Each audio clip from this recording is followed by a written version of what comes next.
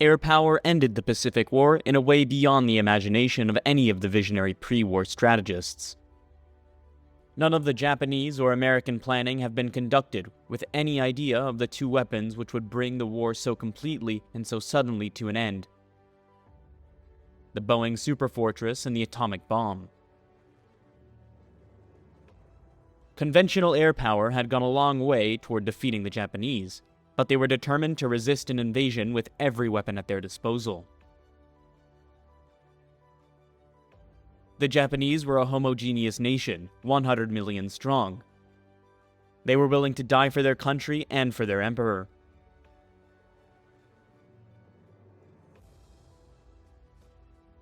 The Boeing B-29 was the most expensive single project of World War II.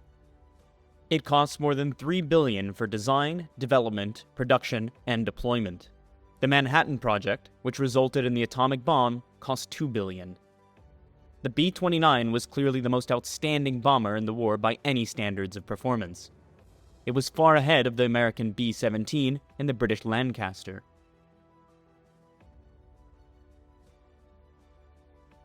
The Superfortress was the joint project of a few visionary American corps planners. They were aided by General Hap Arnold, who pushed the program through the spite of many hazards.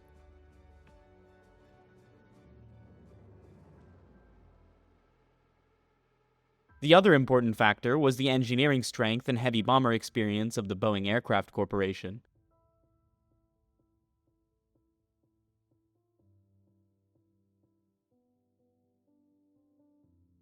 By 1940, it seemed possible that England would be invaded and occupied.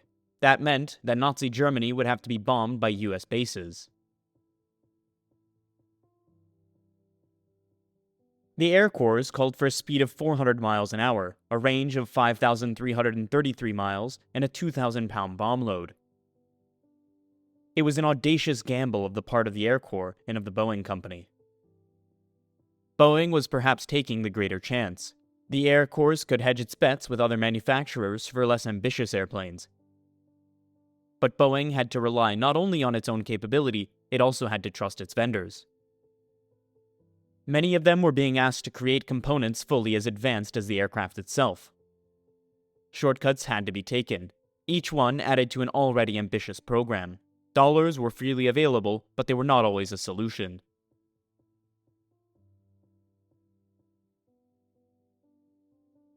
The handsome, streamlined airframe was a radical departure from all previous Boeing practice. It involved new metals and new fabrication techniques.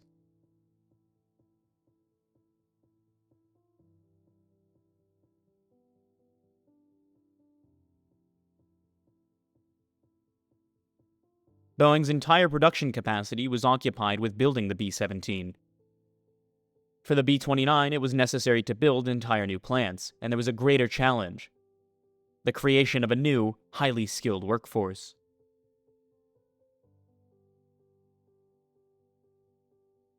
Vast schools were established on the factory sites, with 90 days of training or less. Farmers, housewives, and young people just out of high school were taught how to do everything necessary to build the most complex aircraft in history. By 1943, Boeing had 58,000 employees building the B-29. Boeing knew from the start that its greatest question mark was the unproven engine. The R-3350 needed several years more development than was available. It would go into the field unready. It would be a constant nightmare to mechanics and a worry to pilots taking off with too heavy loads from too short runways.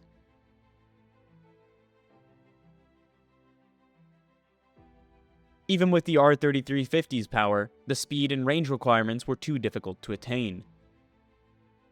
They could only be achieved by combining a highly streamlined design with a wing using a new Boeing high-lift airfoil and sophisticated flap system.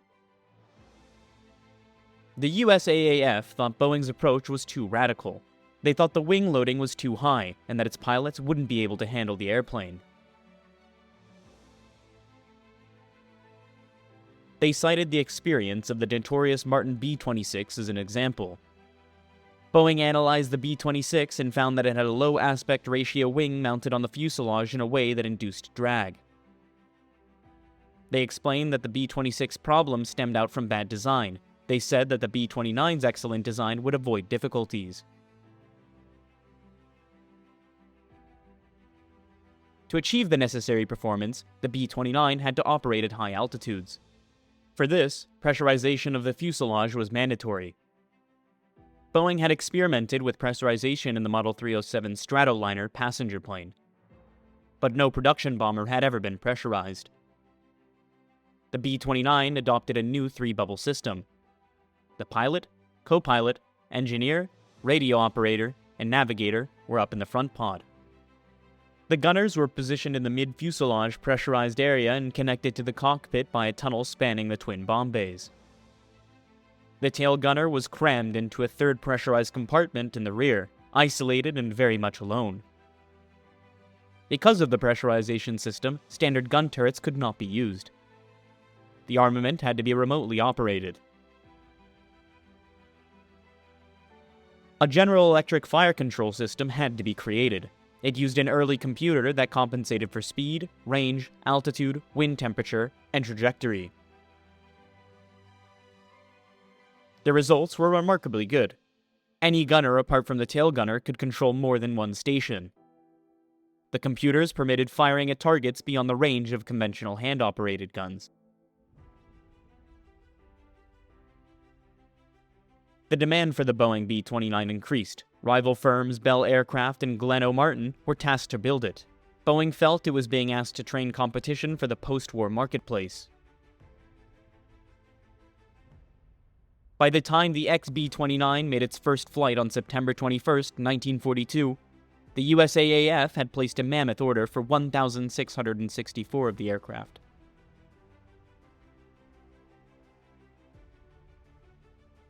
But the first two prototypes caught fire in the air. The second one crashed into a meat packing plant. The entire crew was killed. In spite of all the difficulties, the first B-29 of the 58th Bombardment Wing landed at Kharagpur, India on April 24, 1944 to begin Operation Matterhorn.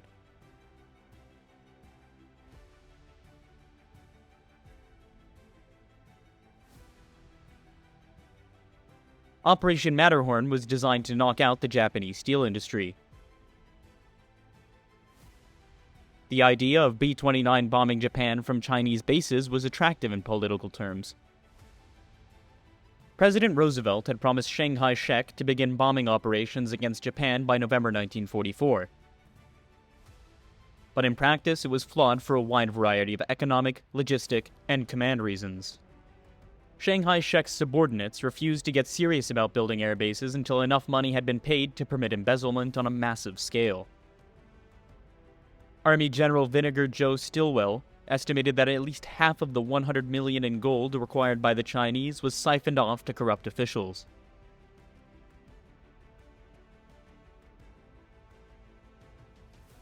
The air bases themselves were a monument to the patience and industry of the Chinese people. They literally built them by hand, without power equipment of any sort. They used the most primitive tools to move earth or chip stones.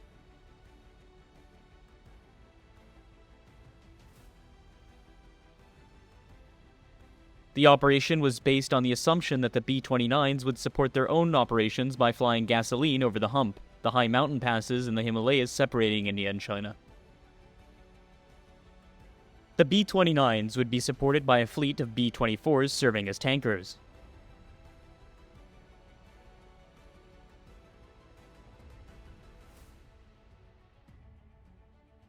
But the B-29 was a brand new weapon that had not yet received sufficient testing.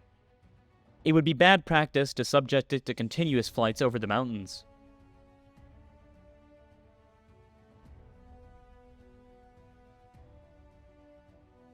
Then, there was the primitive maintenance and the continuing shortage of parts and labor. But the task had to be done. There was no alternative.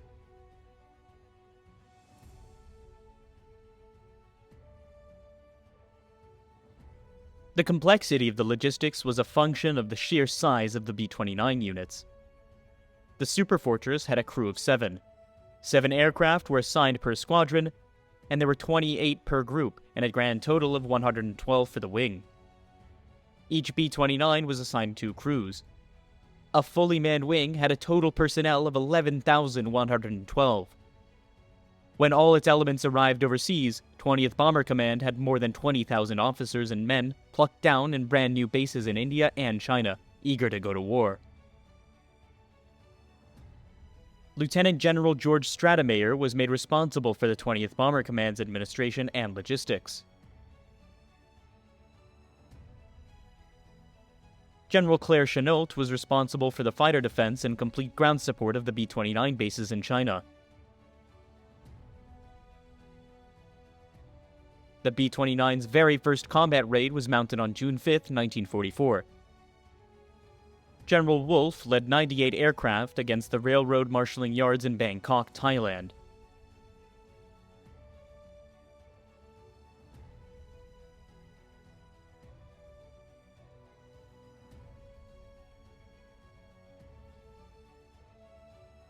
Five aircraft crashed en route, 42 had to make emergency landings. Later reconnaissance revealed that fewer than 20 bombs had landed in the target area. It was not a good start for the $3 billion program. The commanders were veterans on the European theater. They were not yet aware of how different the B-29 was from the B-17. Nor were they aware of how difficult the Japanese targets, geography, and weather were compared to Germany's. Hap Arnold demanded better results. He wanted an attack on the Japanese homeland. On June 15th, Wolfe launched 92 B-29s from India. Of these, only 79 reached their Chinese staging bases. 78 were dispatched on a night raid against the steel mills of Yawata and Kyushu, Japan. Each plane carried 2 tons of bombs.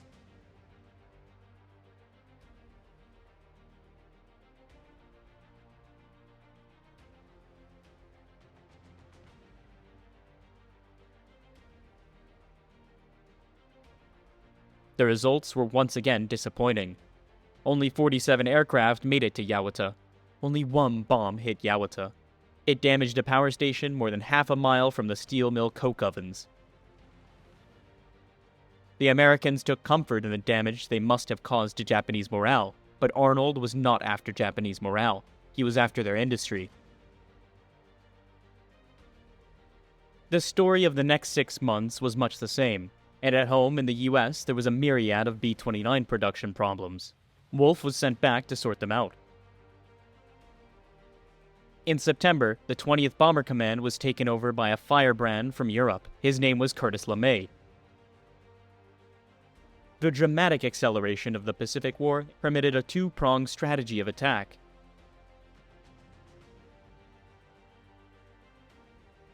From bases in Chengsu, China, the 1,600-mile operating radius of the B-29 permitted it to hit targets from Manchuria through Japan all the way down to the tip of French Indochina. Superfortresses operating from Saipan and the Marianas could cover all the important targets in the heartland of Japan. Curtis LeMay's 20th Bomber Command was the first of 2 proms. To provide the second, the 21st Bomber Command was established in November 1944. It was to operate out of new airfields in the Marianas Islands.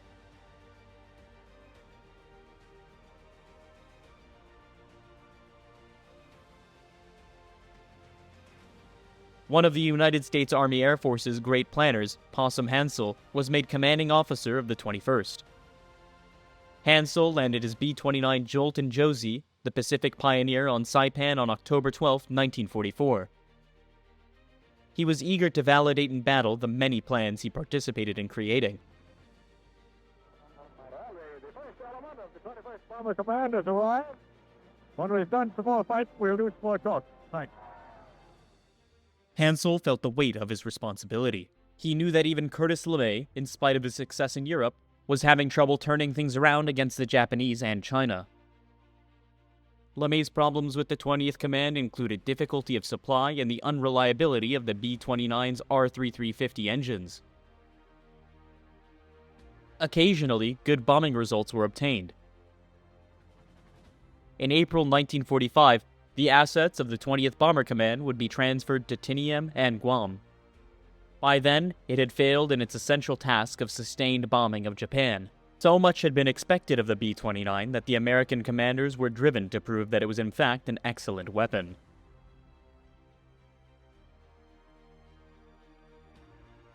At the very highest levels of command, where people were aware of the Manhattan Project, the urgency was even greater.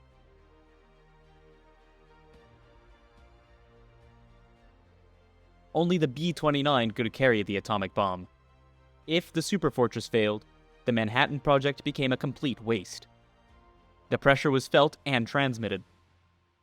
But in the months after his arrival on Saipan with the 21st, Hansell was able to do no better than had previously been done in the 20th from China. The Committee of Operational Analysis had reconsidered the priorities in Japan. They now suggested that the aviation industry was the most important target. This had been the Air Force's choice all along. The Joint Chiefs of Staff directed that the principal aircraft engine manufacturers around Tokyo became the primary targets.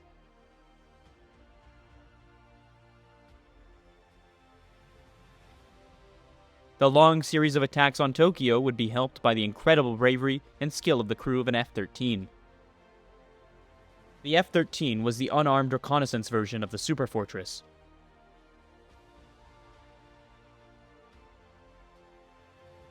Early in the morning of November 1st, 1944, Captain Ralph D. Stakely's F-13 became the first U.S. plane to fly over Tokyo since the Doolittle raid. These photos became the basis for all U.S. attacks on the city.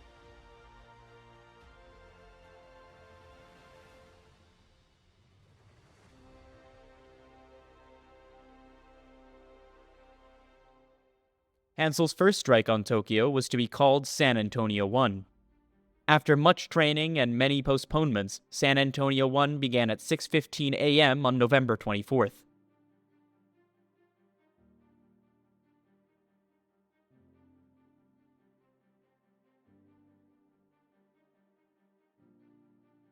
The first plane to roll down Isley Field's runway was Dauntless Dottie, flown by Brigadier General Rosie O'Donnell. His co-pilot, Major Robert K. Morgan, had been a pilot on the famous B-17 Memphis Belle. Dauntless Dottie was followed by 110 more B-29s, carrying 278 tons of bombs. But the promising start to the mission unraveled. 17 aircraft aborted.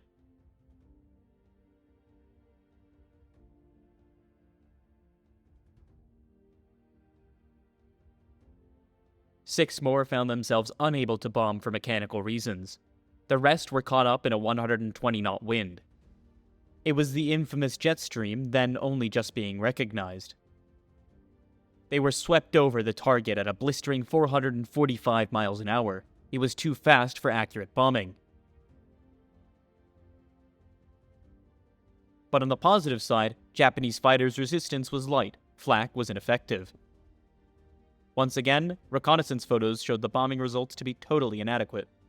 Only 16 bombs had been observed to hit the target area. By now, the B-29 was performing fairly well. Extensive modifications had improved the reliability of its engines. But bombs were still not hitting the targets.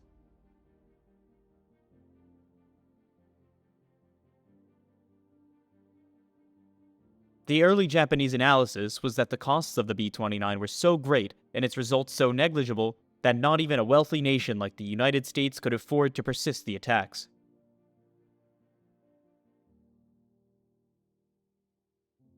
But unknown to all of the Japanese and most of the Americans, a change was in the wind.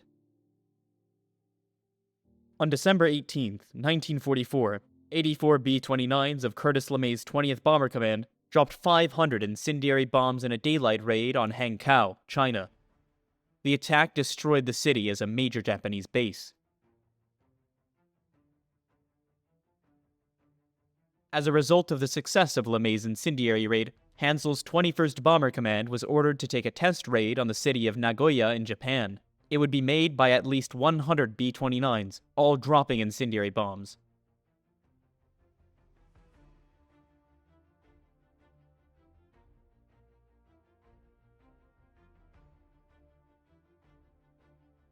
Hansell objected, saying that he wanted to continue precision bombing of the Japanese aircraft industry.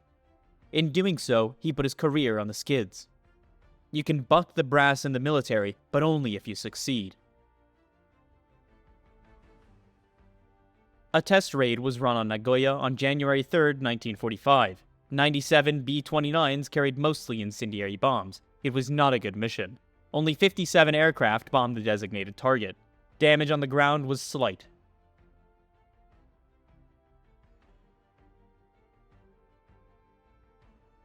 The Japanese drew the conclusion that their fire prevention system was highly efficient. It was an erroneous and eventually disastrous assumption. Hansell reverted to his previous precision bombing tactics. He was unable to generate better results, apart from the one successful attack on the Kawasaki aircraft plant near Kobe.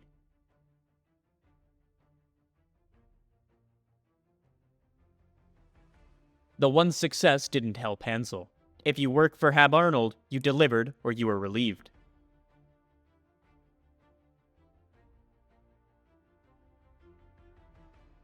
Hansell was relieved by Major General Curtis LeMay. Hansell's forte was planning. The time for planning was past. Now was the time for direct action, which was Curtis LeMay's strength. As a new commander, LeMay received more latitude than Hansell. He made 2 attacks using Hansell's method. Then he put 69 aircraft over Kobe to drop incendiary bombs. There was heavy fighter opposition. 2 B-29s were lost and 35 badly damaged. But the city of Kobe was hurt. More than 1,000 buildings were destroyed.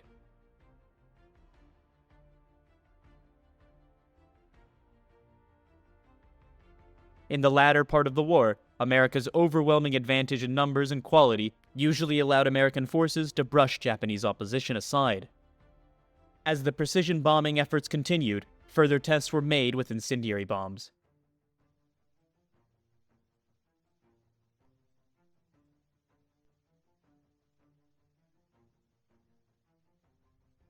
In a heavy attack on Tokyo on February 25th, almost 30,000 buildings were destroyed, but the precision strikes against Japan continued to be ineffective. Enemy fighter opposition stiffened. In the series of attacks in February, 29 B-29s were lost to fighters, 10 were lost to flak.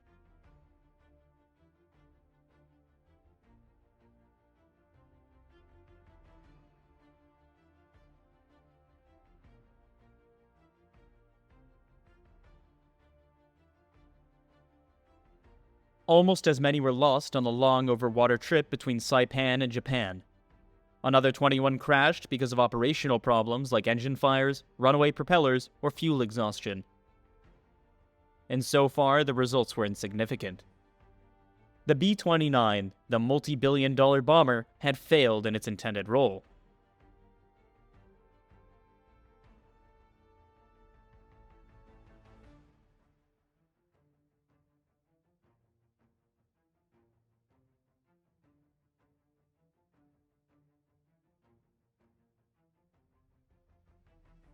But Curtis LeMay already had the remedy in mind. LeMay was aware that he was as vulnerable to have Arnold's impatience as any other man. He decided to try tactics he'd long considered and which had been carefully tested in the United States. It was the common opinion that Japanese cities were much more vulnerable to firebombing than those of Germany. And although Japanese industry was spread out into residential areas, it was still far more concentrated than its German counterpart. The B-29 had been designed from the start as a high-altitude bomber. In the European theater, it would have had to remain so. But conditions were different in Japan. Anti-aircraft guns and searchlights were not radar-controlled. It was reported that there were only 2 night fighter units in the homeland. Japanese airborne radar was primitive and not widely used.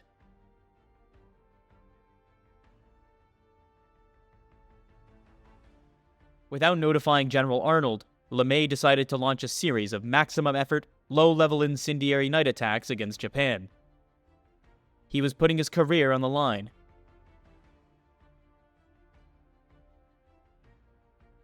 Night bombing offered many advantages. The winds were not so strong. The B-29's navigation system operated more efficiently, flying at lower altitude, easing the strain on the engines, lowering the fuel consumption, and leaving behind armament and ammunition permitted as a much bigger bomb load. About 12,000 pounds per plane.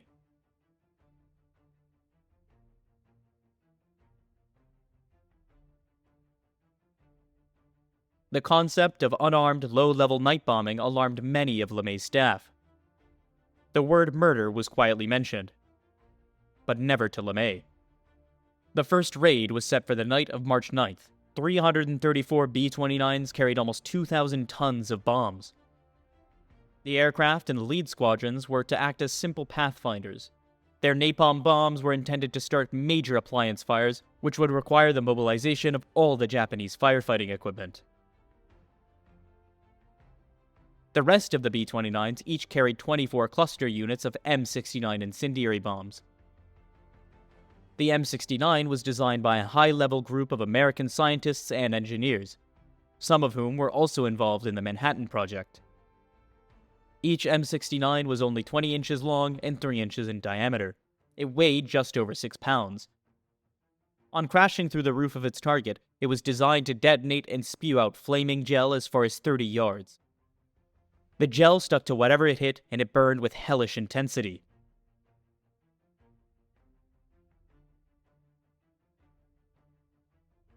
The technology of the M69 and the great logistics and support effort needed to deliver its target was an expression of the disparity between the American and Japanese war machines in 1945.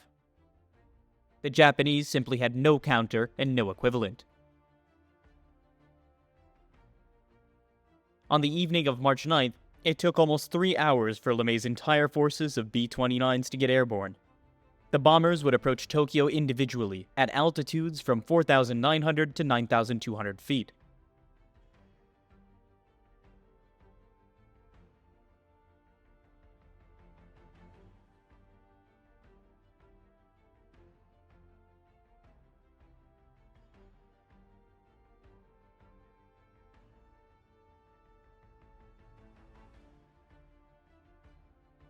Over Tokyo, the visibility was 10 miles or better. The napalm bombs of the Pathfinder aircraft started fires that were fanned by a brisk and rising wind.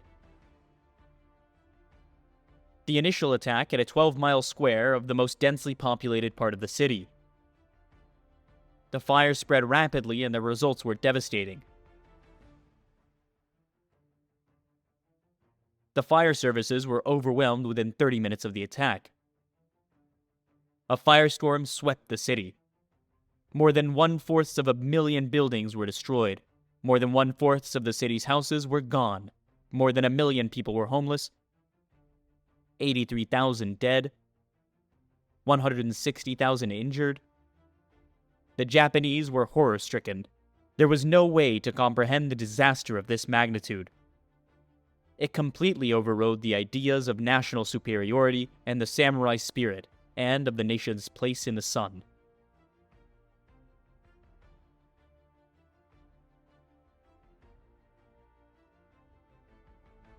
On March 11th, the city of Nagoya became a target for incendiary attack. There was no firestorm, but 2 square miles of the city were destroyed.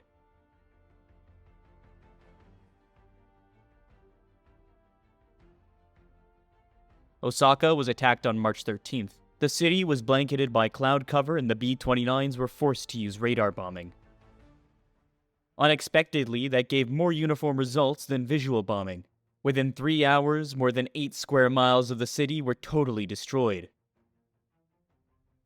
Morale in the B-29 units kept climbing. LeMay had found the magic formula. He made maximum use of the B-29 in tactics that took advantage of the enemy's weakness. These tactics converted the B-29 from a blunder to a war winner. LeMay was on a rampage. He drove his crews hard. They were already flying 60 hours a month. That was higher than the average of the 8th Air Force in Europe. But there was a shortage of replacements, and that shortage forced LeMay to increase monthly combat time to 80 hours. He had the scent of victory in his nostrils, victory over Japan, and victory over the concept of air power. LeMay knew that he had arrived at a point that General Coral Spots and Bomber Harris had only dreamed of. He had the ultimate weapon at his disposal, and he knew that there was more to come. He believed that the maximum effort with his command could destroy Japan's ability to wage war. The strength of the 21st Bomber Command grew every day. By April, LeMay had more than 500 aircraft at his disposal. On May 11th, he launched a further attack on the 3 Japanese cities. His goal was to create such havoc that the terrible cost America had borne invading Okinawa would not be repeated in Japan. By June 15th, he had destroyed 112 square miles of Tokyo, Nagoya, Kobe, Osaka, Yokohama, and Kawasaki.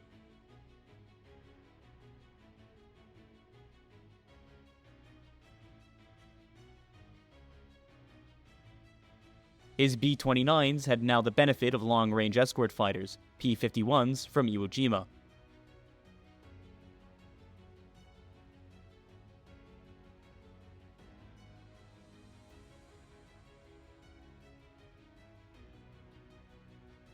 LeMay had destroyed the 6 principal industry cities of Japan at a cost of 136 aircraft. The American loss rate, 1.9%, was acceptable, but the reality of it was still horrific. Japan was not able to stop this destruction. It lacked anti-aircraft guns, radar, and fighters to repel the invaders. It lacked fire engines, bomb shelters, and hospitals to help its citizens. Yet Japan was held captive by a martial spirit. That spirit had served the country ill on almost every battlefield in this war, but the government voted to fight on. LeMay and the 21st Bomber Command had brought Japan to its knees, but it would not surrender.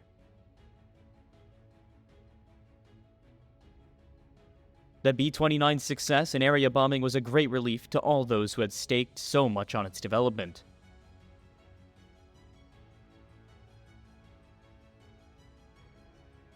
At the time, few people were aware of the Manhattan Project, and the essential role of the B-29 would have been in the successful delivery of an atomic weapon. By July 1941, a decision had been made to create an atomic bomb before the Germans did.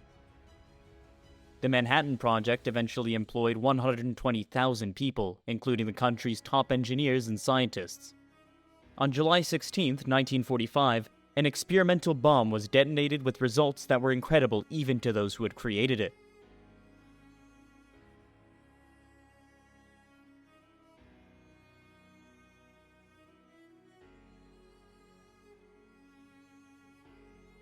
Word of the successful test was immediately sent to the new president, Harry S. Truman.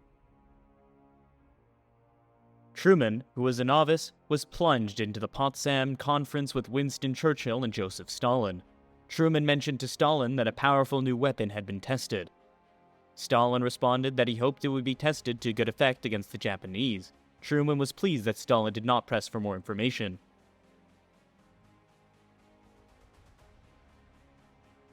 He was unaware that Stalin already knew what he needed to know from the Soviet spies at the center of the Manhattan Project. The Potsdam Declaration of July 26 indirectly warned the Japanese of the power of a new weapon. It stated that the only alternative to surrender was prompt and utter destruction. Japan was badly wounded by the B-29 raids. It was also cut off from food and industrial imports. Japanese leaders were fully aware that the war was lost, but as yet had not found a way to acknowledge it. A cultural phenomenon emerged unfamiliar to the West. It was mokusazu, a time-honored technique by which a Japanese officer would take refuge in a lofty silence when he did not agree with or did not understand an order. When the new Japanese Prime Minister Suzuki announced his response to the Potsdam Declaration, he used the term mokatsu. He meant to say, in essence, no comment. But his remarks were translated as meaning that Japan was contemptuously ignoring the declaration. It was a fatal error.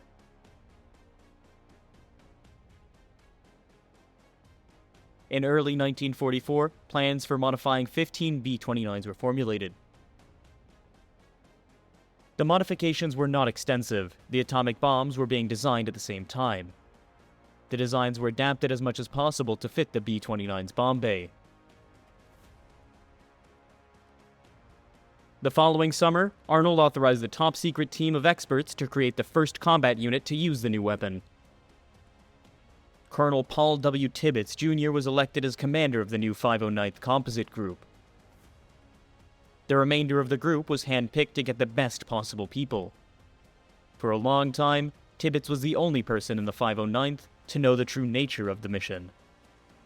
The special facilities required for handling and loading the bomb were prepared in Tinian in the spring of 1945.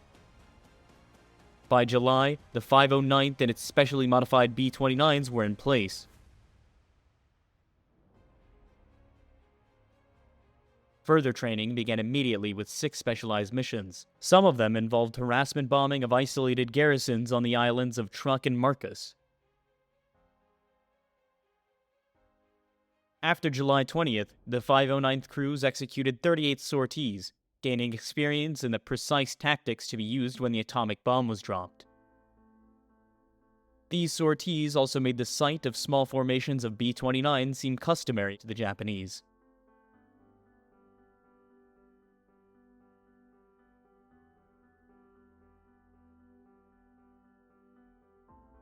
A list of target cities was drawn up.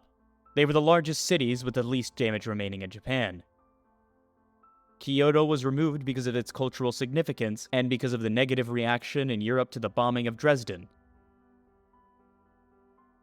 Truman and Secretary Stimson felt the destruction of Kyoto might drive Japan into the Russian camp after the war.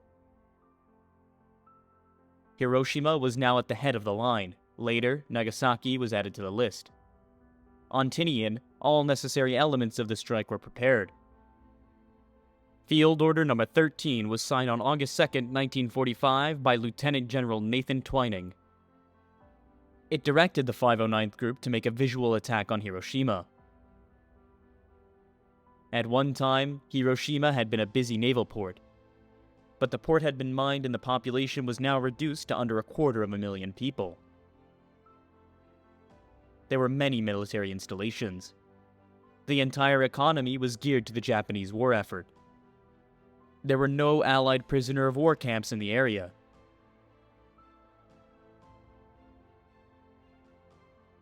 Seven aircraft were assigned to the mission. Leading the principal force was Tibbets and Enola Gay, named after his mother. Enola Gay was accompanied by 2 escort planes, crammed with cameras and observers to record the event. 3 aircraft were assigned duty as weather planes, 1 was designated spare. On August 4th, the crews were told that the exact nature of the mission, and one of the bombs predicted 20,000 tons of TNT power, but even then they were not told it was an atomic bomb.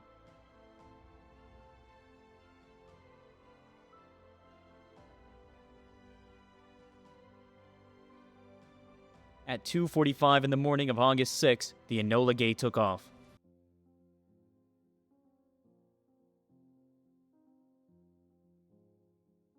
Five and a half hours later, Tibbets received word that the weather and visibility were good. At exactly 9:15, Enola Gay was flying at 328 miles an hour at 31,600 feet. Bombardier Major Thomas Farabee dropped the bomb.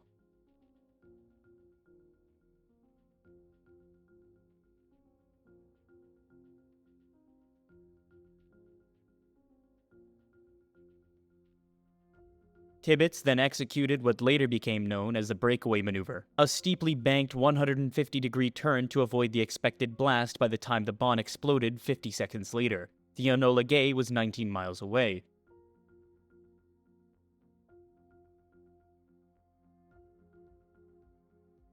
At detonation, there occurred the fireball, followed by the swiftly rising mass of smoke that turned into the notorious mushroom cloud.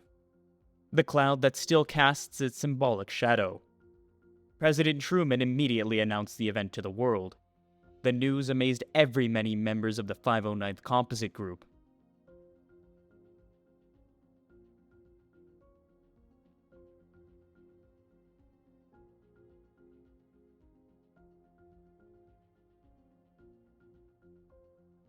The Japanese reaction was confused. Officially, they diminished the results of the attack. They said that it was only a new bomb which should not be made light of. Certainly not. 4.7 square miles of Hiroshima center had been obliterated. More than 40,000 buildings were destroyed. Almost 80,000 people were killed. 171,000 were made homeless. LeMay's B-29s and the U.S. Navy's carrier forces maintained pressure against Japan while the sole remaining atomic weapon in the world was prepared for use. The second and last atomic mission of the war began at 3:49 on August 9th. Major Sweeney and his crew flew boxcar. They traded their aircraft, the Great Artise, to Captain Frederick C. Bach. Sweeney's mission was as troublesome as Tibbets' mission had been trouble-free. The primary target was Kokura, but it was weathered in. Sweeney made 3 bomb runs. The bombardier couldn't see the target visually. Some Japanese fighters were in the area. Sweeney diverted to the secondary target, Nagasaki, which was also cloud-covered. Boxcar used radio for its run-in at the last minute. The bombardier, Captain Kermit Behan, saw the target at 10:58. He hit the bomb release. Most people were either at work or at home when the bomb detonated within 1 mile of the 2 huge Mitsubishi arms factories.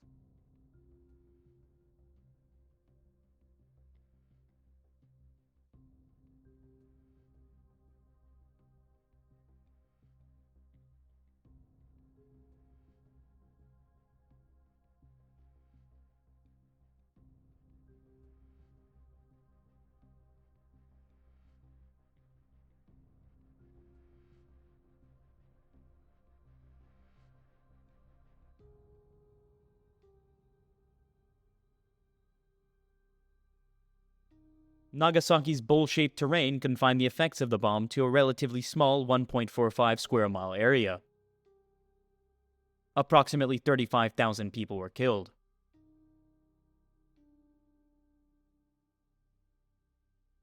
Incredibly, Emperor Hirohito's advisors on the Supreme Council for the direction of the war still debated whether or not to surrender. As Adolf Hitler had done, the military factions still wanted to resist in hope of obtaining better terms.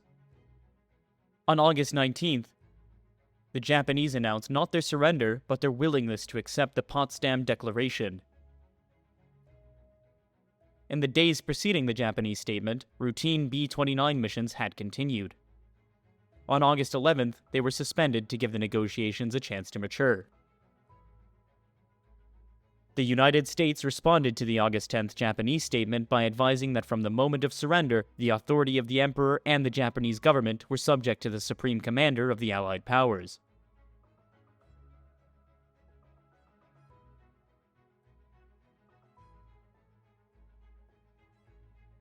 When no word came back from the Japanese government, LeMay's B-29s were authorized to resume attacks. General Arnold had long waited his own Tokyo Millennium, 1,000 aircraft over Tokyo, while General Spaatz would have preferred to use such third atomic bomb if one had been available. LeMay was able to meet Arnold's wish. He put up a total of 828 bombers and 186 fighters over 1,000 aircraft all over Tokyo on August 14th. Before the last aircraft had landed, Japan had surrendered.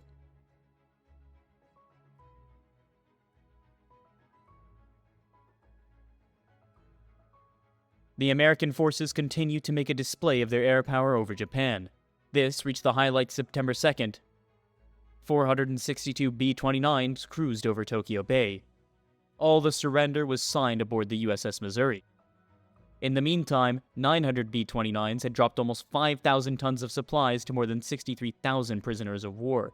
Not only that, but camps in Japan, China, and Korea.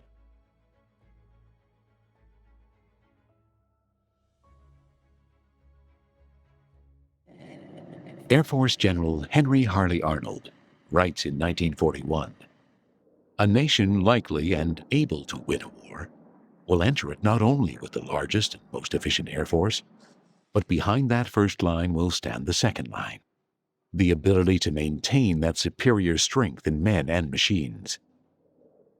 3 years later, the general's prophecy is now reality. On June 15, 1944, the first B-29s fly over mainland Japan. Unlike the Doolittle raid 2 years prior, this is a mission of epic proportions.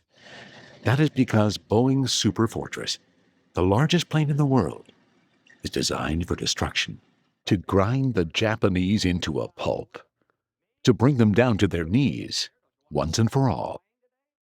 With wings spreading over 140 feet, a fuselage 98 feet long, and 4 engines each possessing 2,200 horsepower, the Superfortress is the envy of the entire world, a true symbol of American industrial power. Billions of dollars, combined with the blood, sweat, and tears of its creators, make this the most feared aircraft of the Second World War. For it is a weapon that doesn't start wars, it finishes them. For all its accolades and accomplishments, the Superfortress is America's biggest gamble of the war. A design so complicated, it is the most expensive risk for the United States government. A project that at times seems doomed for failure, and a project that requires a contingency plan. What to do if it never makes it out of the factories? Where to go if the people of Boeing cannot get the job done? This is the secret history behind one of aviation's greatest bombers, and how it almost never came to be. The what-if scenarios that America is prepared to take in order to get it off the ground and win the war raging in the Pacific. This is the race for the Superfortress.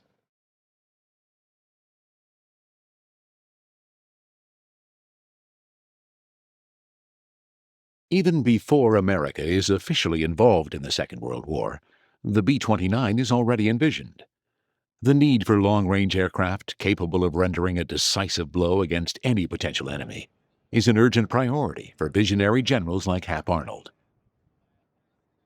For the next 2.5 years, as America remains officially neutral, they are behind the scenes, making extensive plans that include a barrage of new military projects, with a long-range bomber high on the list. Not until the Japanese attack on Pearl Harbor in December of 1941 do the wheels begin to seriously move. In the first few weeks of war, over 350 of the 525 combat planes we had in the Pacific area were destroyed. Over 1/4 of our total combat strength was lost. We suddenly found ourselves engaged in a mortal struggle with an enemy who could be counted on for nothing except bitter and fanatic opposition. According to President Roosevelt, the United States was not particularly well prepared to engage in the war itself. In 1940, Roosevelt called for increased congressional appropriations for military spending, arguing that what the United States needed was to be producing 50,000 planes per year. In 1939, the U.S. produced fewer than 6,000 planes. With the United States at war against both Japan and Germany, bombers are rushed into service. As one old soldier remarked, "Isn't it sad? During all the years since the First World War, we've had all the time in the world, but no money. Now we have all the money in the world, but no time." In this race against the clock, America comes together. Bombers are wheeled out of assembly lines in order to wreak havoc over Germany. Of notable distinction are Boeing's Flying Fortress and Consolidated's Liberator, where in Europe, with Britain providing a base for operations, American air power is successful due to the short distance from England to Germany. On the other side of the world, the situation is very different. In the Pacific, aircraft with a greater range are needed in order to attack the heart of Japan. It is this geographical requirement that calls for the construction of a design that not only delivers tremendous firepower, but ensures that it reaches its target there and back safely. Operation Matterhorn, the secret plan to bomb the Japanese from China. Approved by President Roosevelt, it is in these pages that the urgent need for the Superfortress is born. The initial requirements, simply as I recall them, were a 5,333 mile range, and I don't know why that odd number, a 2,000-pound bomb load, and I think the speed that they specified was something like 273 miles an hour or something. Those were the basic requirements.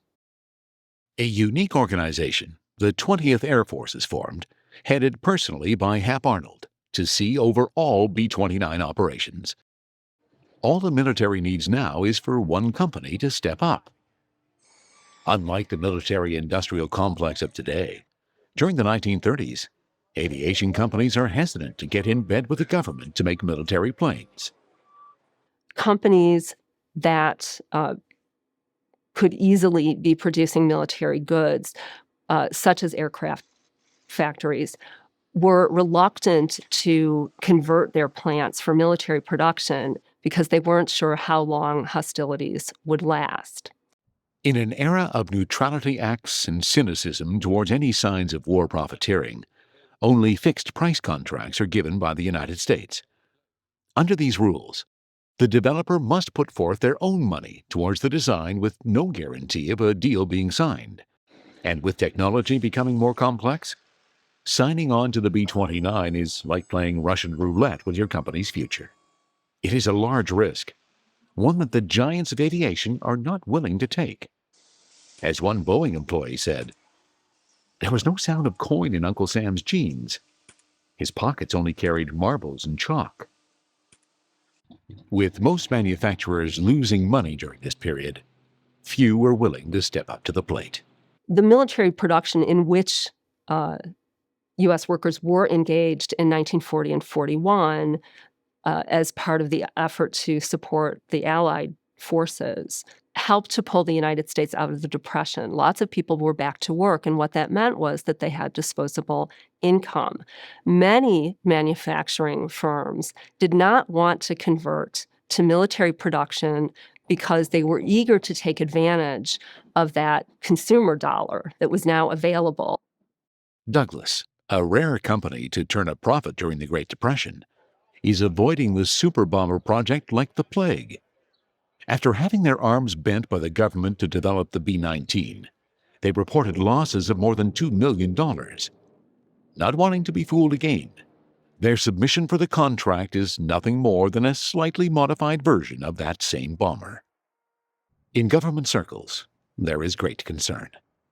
If Douglas is only putting forth a minimal effort, it is apparent that they are not interested. Lockheed, another manufacturer, is still a young company and a question mark at best. Boeing, having lost money on the B-17, would have gone bankrupt had the government not bailed them out in 1940. With only 2,000 employees, they, like others, want to stick with what is known and proven, instead of venturing out into the uncertain. Surprisingly, they submit their design, and it is accepted. Boeing had a tremendous reputation on the basis of the B-17. And when you think about the Pacific now, it would have been impossible for B-17s and B-24s to fly those distances in the Pacific. And so the makers of the Flying Fortress begin the project in haste, starting work on a plane that is built before it is even designed. You would always like to build a prototype airplane and fly it and work the bugs out before you commit production of the airplane. In this case, the Air Corps made it known at the very onset of the program that they were going to buy production quantities of airplanes before the prototype ever flew. Certain sections of the aircraft are constructed before detailed designs of other parts are even sketched out. They begin a long and painful journey to build one of the greatest airplanes ever. Boeing decides that the B-29's central nervous system is to be based in America's heartland, Wichita, Kansas. A small city of just 120,000 people is chosen as the site where the Superfortress is to be built. Why Wichita specifically? There are a couple of reasons for this. If you look at a map of the United States, you'll see that Wichita is just about in the dead center of the country. Also, unlike some other cities in the state, like Kansas City, Wichita had a very tiny proportion of foreign-born residents. Some government officials were concerned that immigrant workers would be more inclined to participate in labor agitation, might be more inclined to come from a socialist or communist tradition, or in some cases might be allied with Nazism. Hundreds of miles away from America's vulnerable coasts, and a farming population familiar with machinery requiring less money to live on, Wichita is ideal for Boeing. Expansion is a necessity, and the city is eager to accommodate both the government and Boeing during the war years. The Great Plains region mobilized to lobby to bring industry to their area.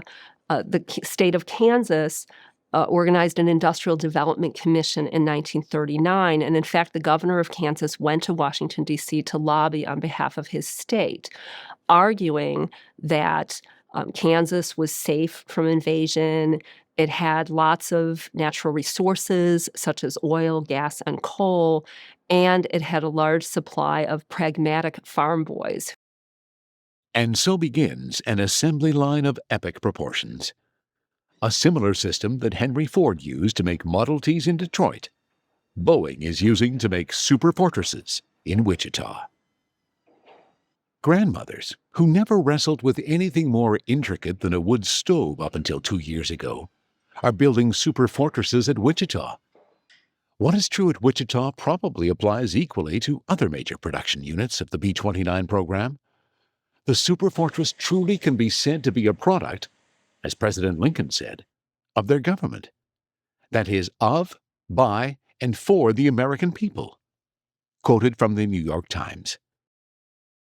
With a small army of workers, over 60% of the aircraft is fabricated on the spot. Unfortunately, one plant cannot do the job alone.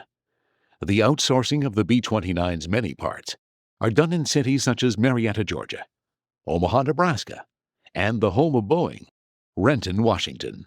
There were something like 764 airplanes on order before the B-29 ever flew. Those airplanes were going to be built by 3 companies in 4 plants. Boeing was going to build the airplane in Wichita and Seattle, the Renton plant, Bell in Omaha, and Martin in Marietta, Georgia. So production was committed before the airplane ever flew, and it was a high-risk program, recognized as a high-risk program from the very beginning. It is a project coming from every corner of the country, a true testament of America's industrial strength during the Second World War. As the B-29 is constructed, one notices that it is not revolutionary but evolutionary. A true sign of the times, with militaries thinking bigger is truly better. At the beginning of American war production, the average aircraft weight is estimated to be just over 3,000 pounds. 4 years later, that average is shot up to over 10,000 pounds. With this plane's massive size and potential, it comes as no shock that its supporters are eager to get up in the air as soon as possible. Although the enthusiasm for the B-29 is strong, the call for a plane of this magnitude is easier said than done. Being twice the size of the B-17 and requiring double the horsepower, completing it is no easy task. It was a big jump from, let's say, the B-17 for people who were in the 17 that went to the 29, and it was one very big jump for us who went from the B-25 to the B-29. It was monstrous. You had tremendous power in 4 engines compared to the B-17. And I flew the B-29 up to 40,000 feet, whereas the B-17 would barely go to 30,000. Before being put into production, 10,000 drawings are sketched of a prototype, costing the government over $3 million. with it needing to be rushed only adds to its growing list of future problems. Its main flaw is its complexity. With a need to fly at extremely high altitudes, a pressurized cabin is desired, so its crew are not required to wear masks in the air. It was the first pressurized airplane, one that I'd ever flown. I think it was the first thing after the B-17, the B-24 that came along that had a pressurized cockpit, which made flying at altitude far more comfortable than unpressurized, of course. You kept your oxygen mask handy just in case you lost your pressurization.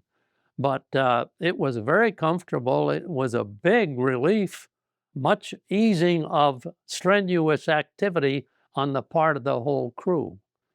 Also, with 4 extremely powerful engines and over 60,000 different pieces needed to assemble just one plane, this project is turning into one giant jigsaw puzzle. So the airplane that got submitted had grown from an 85,000-pound airplane to something around 110 or 111,000 pounds. In addition, an enormous amount of material needed. 27,000 pounds of aluminum, 5,000 pounds of rubber, 10 miles of wiring, over 1,000 pounds of copper and brass, and nearly 2 miles of tubing are needed to make this monster. To some, this is becoming a case of the United States biting off more than it can chew. Despite the best efforts of its designers, engineers, and workers, the B-29 is encountering numerous problems. For a population of 120,000, putting together a 120,000-pound Superfortress is a massive undertaking due to its workforce's relative inexperience. Recruited from the ranches and farms of the Great Plains, these men, and now women, have not been properly trained for a task of this magnitude. What normally takes years to learn, they must master in just months. While in flight, as is the case with Lockheed's Constellation, overheating is becoming the norm.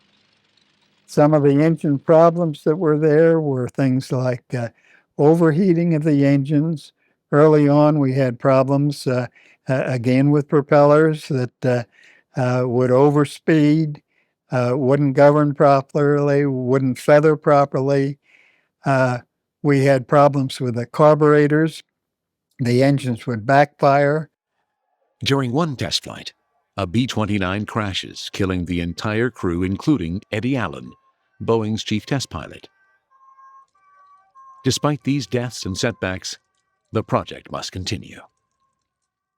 For America's top generals, the B-29 is becoming a race against the clock. With air bases being built in China, the expected arrival of the Superfortresses is scheduled for April of 1944. I understand, because of an agreement between Roosevelt and Chiang Kai-shek, that these airplanes were going to be in China a year before they were.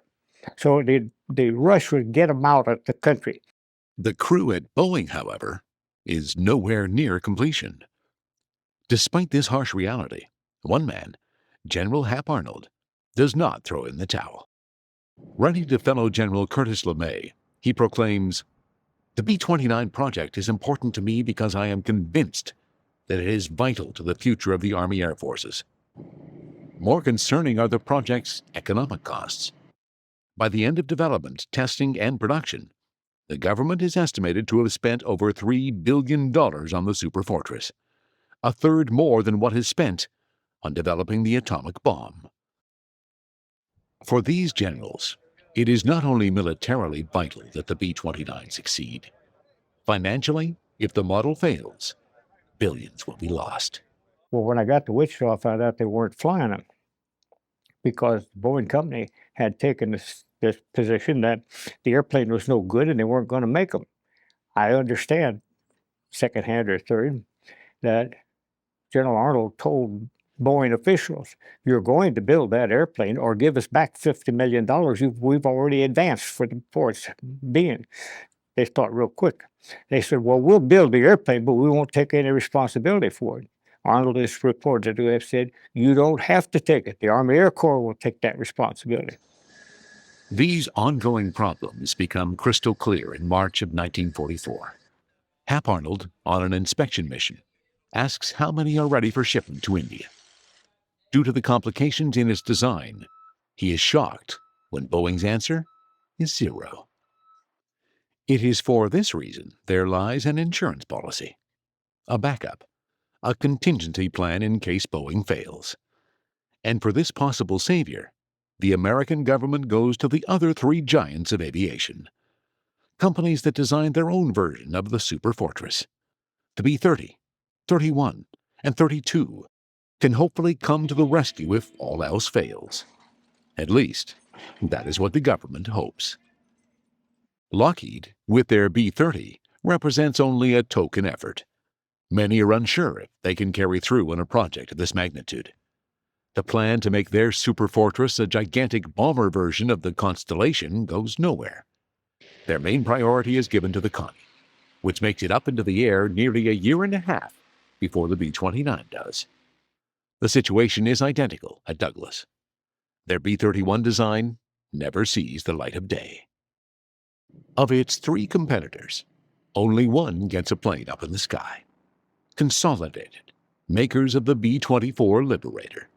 They, like Boeing, are commissioned to evolve their design with the B-32, known as the Dominator. Weighing 50 tons, possessing a speed of over 300 miles per hour, and containing 4 2,200 horsepower engines, the aircraft appears to be a carbon copy of the Superfortress. The B-32 was an outgrowth of the B-24, like the B-29 was an outgrowth of the B-17. And just like the B-29, the Dominator suffers from the same technical problems. The program is almost canceled in December of 1944 due to development being severely behind schedule. By the end of the war, only a handful of B-32s fly over the Pacific, conducting mainly reconnaissance missions. The B-32, I had one there at Bomber Test. I flew it. It had no distinctive advantage over the B-29. Matter of fact, I had to order my test pilots to fly it. They didn't much care about flying it. The key advantage for Boeing is its will and determination. With countless man and woman hours put into this project, combined with billions of dollars in funding, they are determined to complete it no matter what the cost. Being so far along with its development, they must see it through. The aircraft plants in Wichita adopted suggestion systems where workers could offer suggestions for how to improve efficiency and productivity and actually get cash awards if their ideas were selected by management and then implemented. Many of the amenities that employers offered to workers, like cafeterias, in some cases child care centers, and so forth, were specifically designed to improve productivity and decrease absenteeism rates. War production is the foundation of our war effort. And by the same token, what you do from day to day affects your country's success in this war. Never forget, you are working for him, for the youth of America, for the boy next door. On the last day of the last war, thousands of such boys were killed. If the war had ended 24 hours earlier, they would have returned. What you do tomorrow, today, in the next hour, can help to bring the last day of this war closer and to save lives that would otherwise be lost. We are all in this together. You and I, your own boy, and the boy next door. Our job is not finished. Let's finish the job together. With a gun to their heads, the people of Kansas come together and begin rolling Superfortress after Superfortress off the assembly line. In the essence of wartime conditions, you overcame absolutely any obstacles. It may have taken only 1/10 the time that it would take to solve a technical problem in peacetime. But under wartime conditions, you know, if you can't solve it with 10 engineers, get 100, and that's what the contractor did.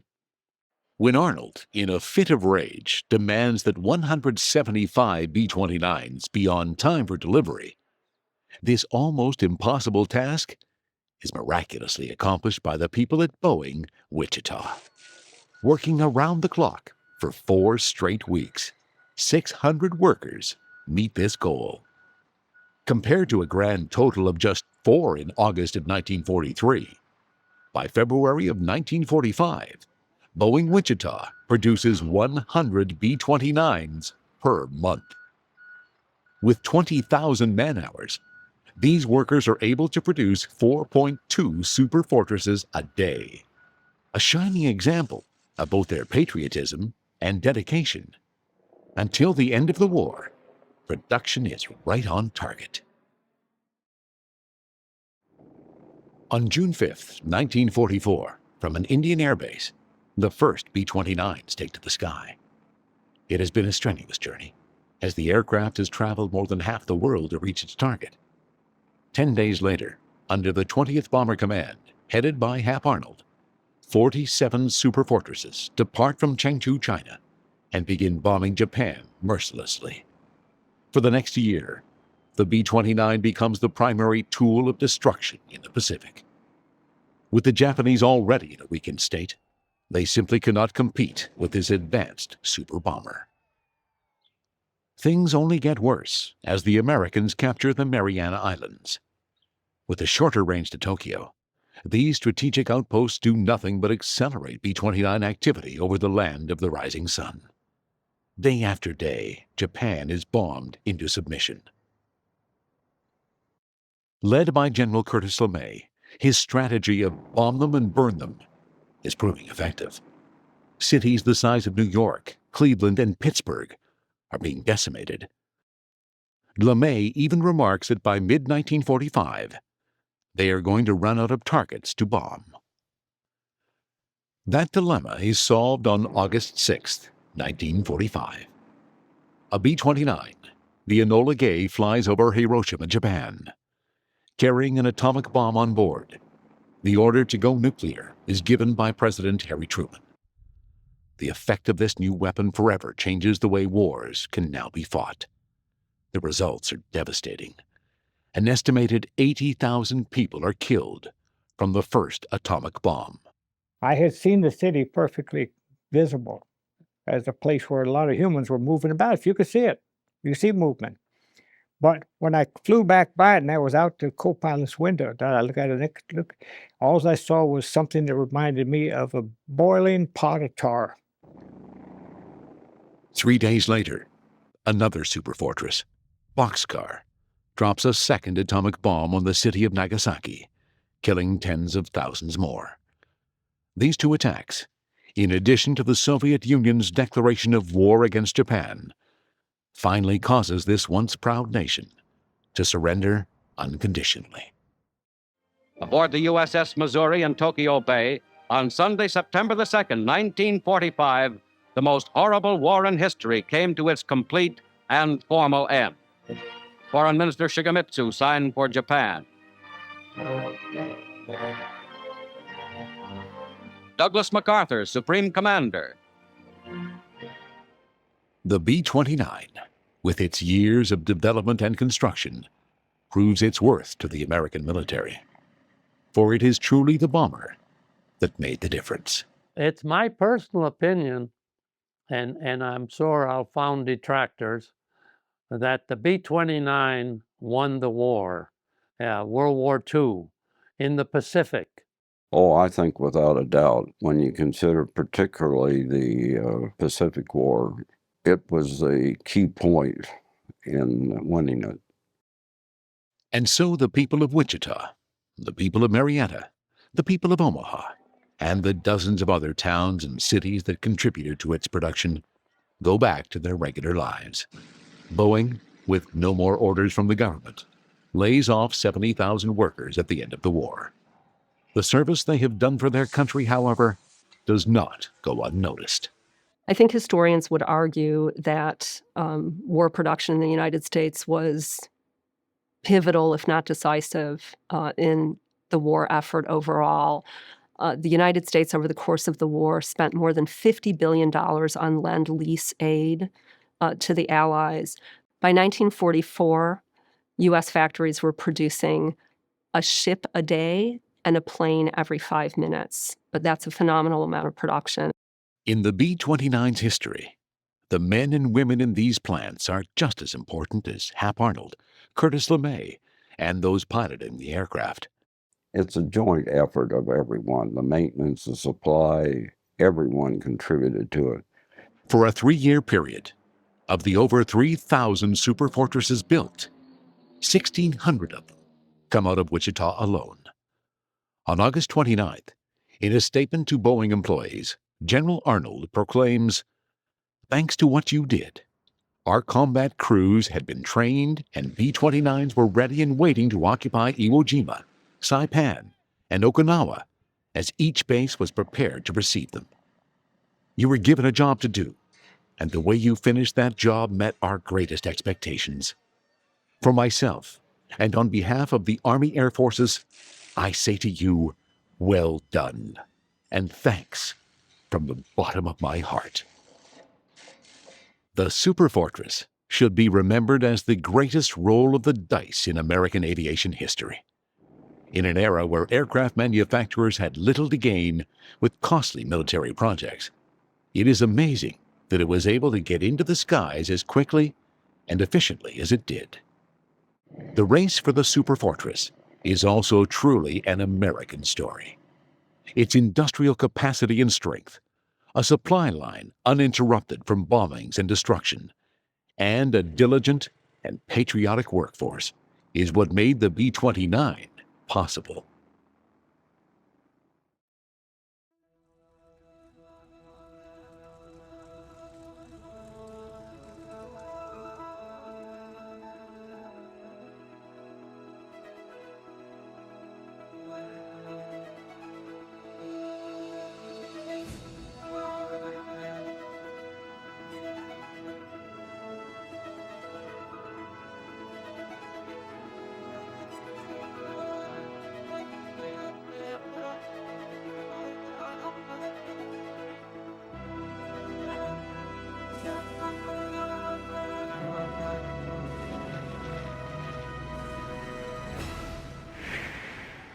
Summer 1945.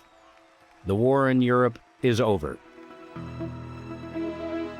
But the world is not yet at peace. In the East, Japan fights on. Her Imperial Navy is all but ruined. Her armies are destroyed or cut off on isolated islands.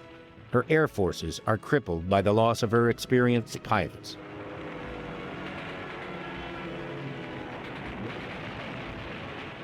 Japan's dream of empire is shattered, but her military leaders refuse to surrender.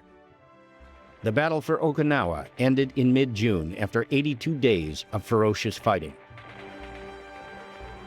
From there, the Allied forces of America and Britain planned to attack the home islands of Japan. But their victory on Okinawa had come at a terrible price.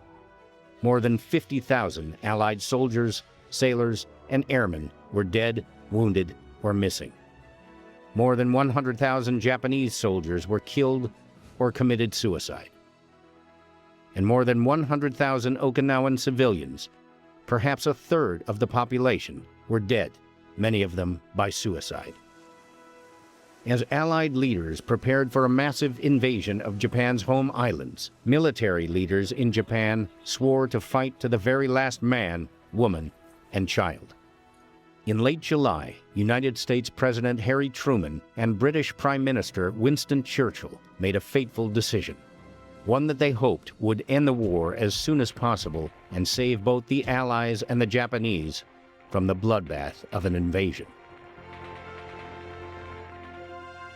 On 6 August 1945, the Americans unleashed a weapon the likes of which had never been seen before, the atomic bomb. 6 years and $2 billion in the making, the atomic bomb would, finally, bring an end to the Second World War. Perhaps no mission has ever changed the course of war more definitively or abruptly than the one undertaken by the 509th Special Squadron of the U.S. Army Air Forces and the B-29 bomber called the Enola Gay. I'm Gary Sinise, and this is Missions That Changed the War.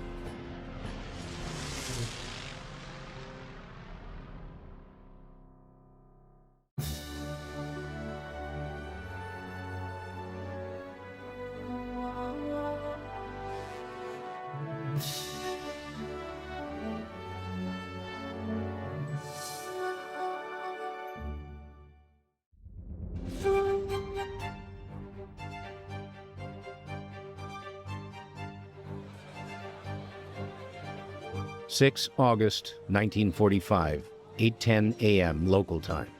32,000 feet above the city of Hiroshima, Japan, a lone American B-29 bomber made its way toward a point over the city's center. Dutch Van Kirk was the navigator of that lone B-29. Today, he is the last surviving member of her 12-man crew. To the day Paul Tibbets died, he and I would argue about whether or not I volunteered for this job. He'd say, well, I called you, you volunteered. I'd say, yeah, when I got my damn orders, I noticed they're dated 2 days before your telephone call. So much for the volunteering part. I was flying with the crew that, the captain in charge of that crew couldn't handle him. His name was Rocket. And nothing the matter with him, but he had two characters in his outfit he couldn't handle. One of them was Theodore J. Van Kirk, and the other was Thomas W. Farabee. And so I said, that's the crew I want. They'll do what I want them to do.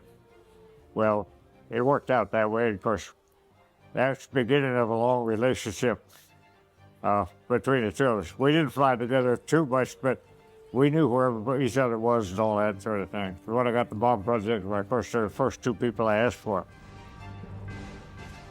On that fateful morning in Hiroshima, Japanese authorities ignored that lone bomber. It was too high for fighters or anti-aircraft fire. And besides, a single enemy bomber was not much cause for concern. At precisely 8:15 and 17 seconds, Bombardier Tom Farabee released a single 5-ton object from the aircraft's bomb bay. Freed of its heavy load, the B-29 surged upward. Sergeant Wyatt Dusenberry, the flight engineer, pushed the throttles forward, and the pilot, Colonel Paul Tibbets, banked the aircraft left into a gut-wrenching turn that would take it far away from the target as quickly as possible. It was an evasive maneuver the crew had practiced many times. The object fell for 43 seconds through the clear air toward its aiming point, the T-shaped Aeoi Bridge. At 1,890 feet above the waking city of Hiroshima, the object, known to its builders as the Little Boy, erupted in an unimaginable burst of heat and light, a single weapon with the power of 13 to 18,000 tons of high-explosive TNT. In an instant, its 1,200-foot fireball reached 7,000 degrees Fahrenheit. Near ground zero, sand melted into glass, and every living thing was vaporized or turned instantly to carbon. A full mile from the center of the blast, the shockwave turned buildings into shrapnel. In the cockpit of the Enola Gay, 9 miles from the blast, it was as if 1,000 flashbulbs had popped off all at once.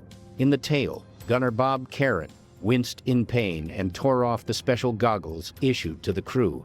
Even through the polarized welding glass lenses, He feared he had been struck blind by what he later described as the fire of 1,000 suns. Of all the Enola Gay's crew, Karen had the best view of the blast. To the rest of the crew, he described a roiling, fiery mushroom-shaped cloud that boiled up 30, 40, 50,000 feet. A moment later, the first shockwave from the blast hit the airplane, shaking the huge bomber like a leaf in a gale. The aircraft was shaken a second time as the shockwave rebounded off the earth below, but the Enola Gay held together. Deke Parsons, the Enola Gay's weaponeer and bomb commander, sent a coded message to Tinian. The mission was a success.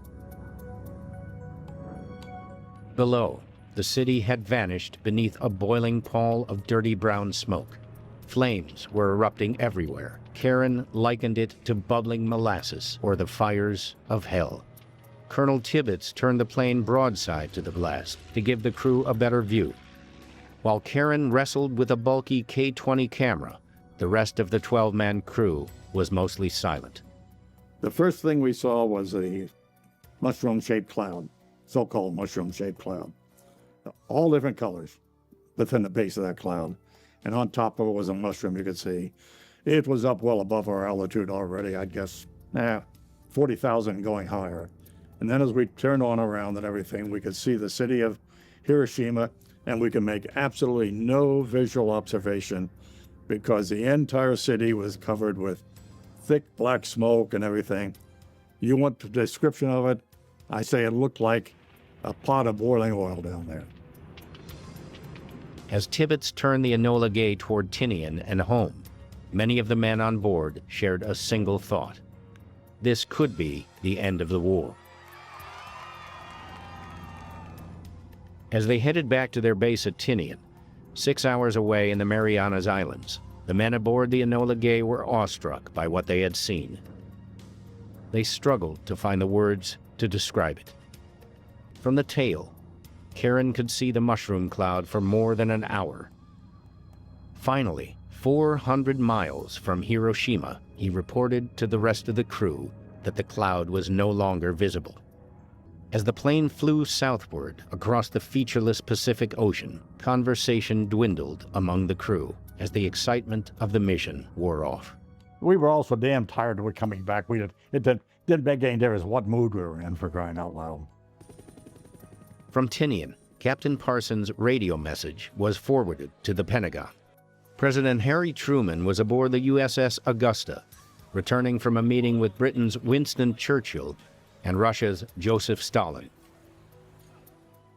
During lunch with a group of enlisted men, Truman was handed a copy of the message from Tinian.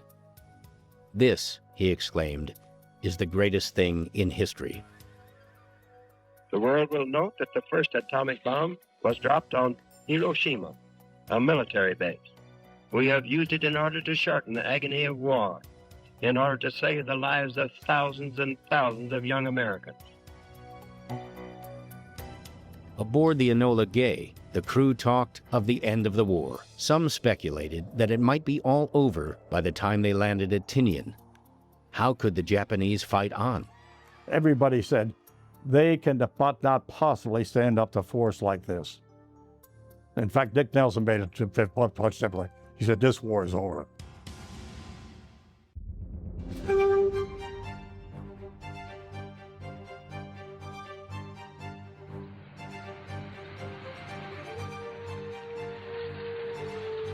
The atomic bomb was an entirely new weapon, more complex, more sophisticated, and more deadly than any weapon system that had come before it. The airplane that delivered the atomic bomb was equally innovative, a technological marvel. At the time, it was the largest and most sophisticated aircraft ever flown. With its large bomb load and very long range, the B-29 was designed and built for just one purpose: to strike at the very heart of Imperial Japan.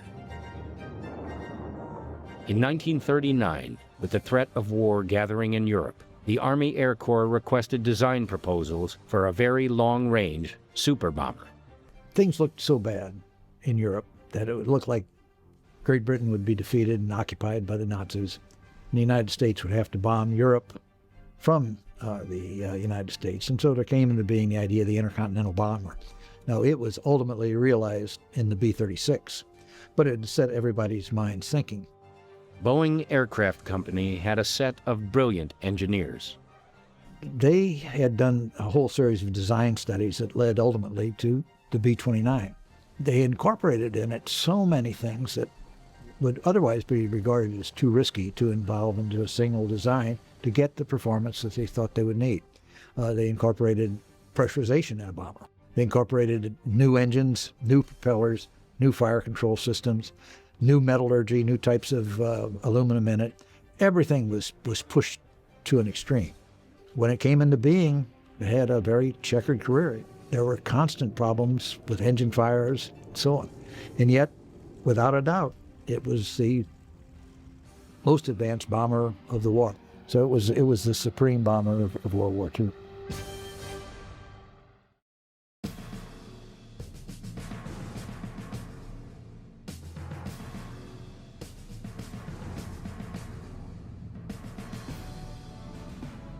Boeing's B-17 bomber could carry up to 8,000 pounds of bombs and had a maximum range of 2,000 miles at a top speed below 300 miles per hour. For its new super bomber, the Army Air Corps specified a bomb load of 20,000 pounds, a top speed of 400 miles per hour, and a range of over 5,000 miles. The B-29 would be the largest and most complex aircraft of the Second World War. It would extend the range of strategic bombing over distances never before seen in combat. With its pressurized compartments, automated gun controls, huge engines, and immense size and range, B-29 was, in its day, one of the most complicated pieces of movable machinery ever manufactured. And it was designed, built, tested, refined, and ready for combat in just 4 years.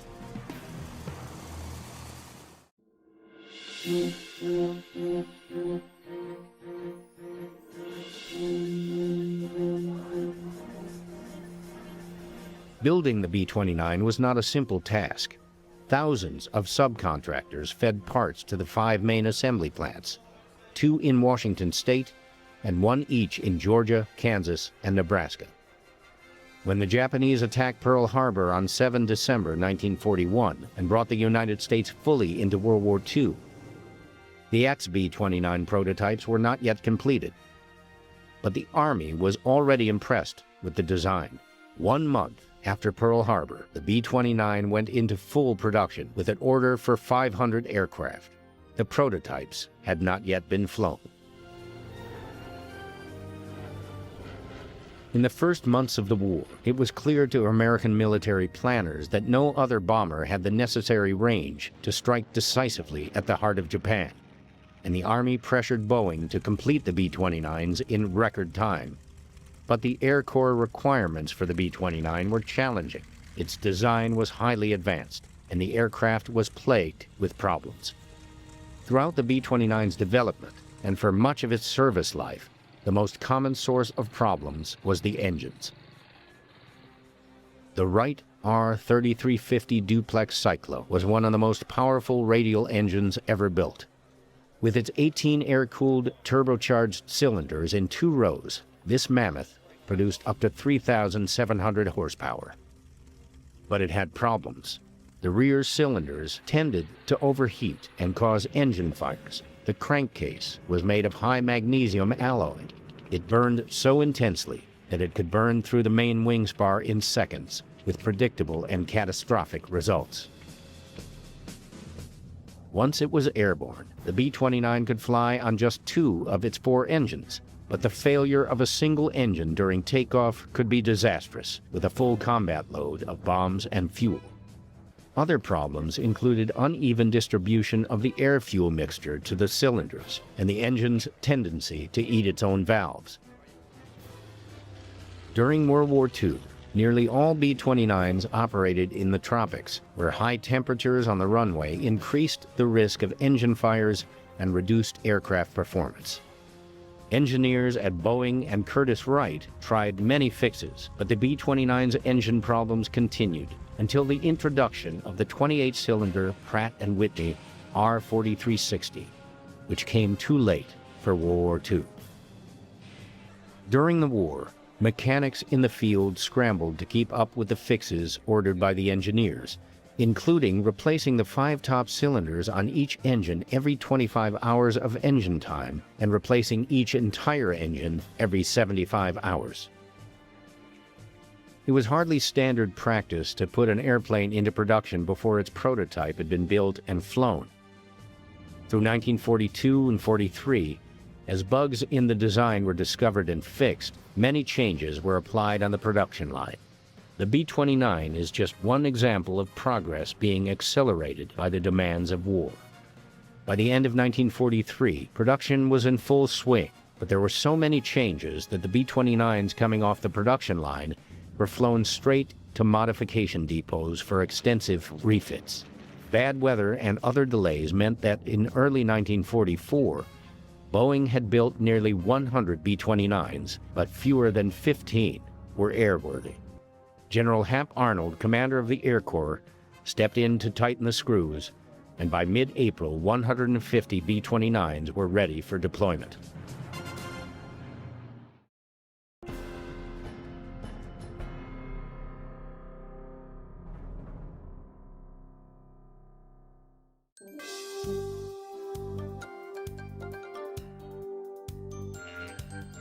At B-17, you always put your oxygen mask on when you wore your oxygen mask continuously. If you moved around, you had to take a portable bottle with you, and it was cold, it was uncomfortable, it was noisy. I could give you a lot of things wrong with it. Power settings had to be calculated precisely and frequently for best performance. Getting the right takeoff and landing speeds was especially critical, based on weight, air temperature, and field elevation. But all the extra charts and arithmetic paid off in more speed and longer range. The most revolutionary feature of the B-29 was its Central Fire Control System, or CFCS. Each of the 4 gun turrets mounted 2 50-caliber machine guns.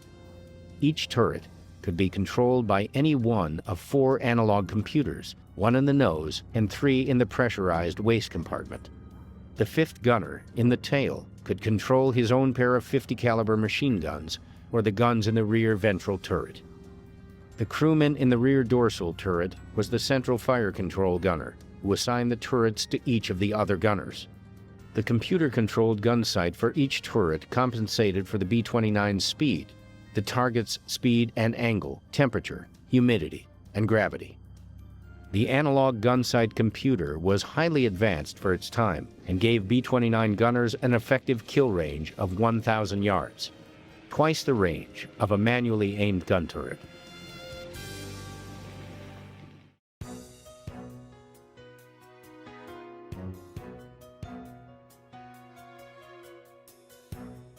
Paul Warfield Tibbets, Jr., the man who would later become a U.S. Air Force and aviation icon as the commander of the first ever atomic bomb mission, was born in Quincy, Illinois on 23 February 1915.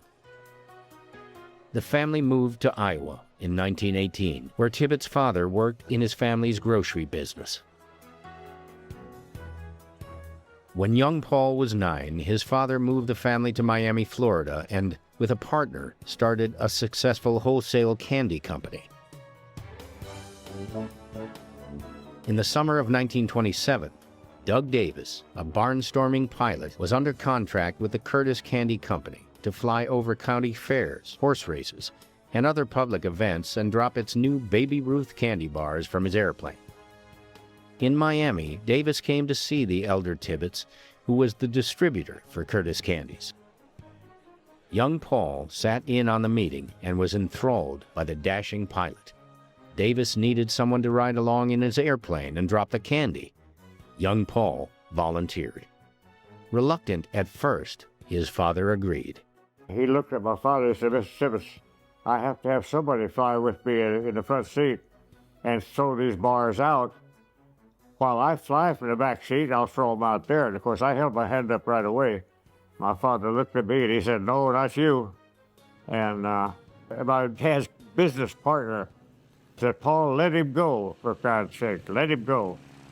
And Doug Davis spoke up at the time. He said, "Mr. Tibbets," he said, "I'm married. I got a lovely wife and two lovely girls, daughters."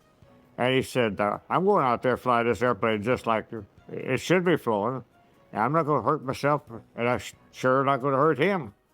And my father relented and said, "Okay." That was giving me my first ride, throwing candy bars out over Hialeah racetrack. Well, I'm fascinated by that machine. I'll tell you, there's nothing like it.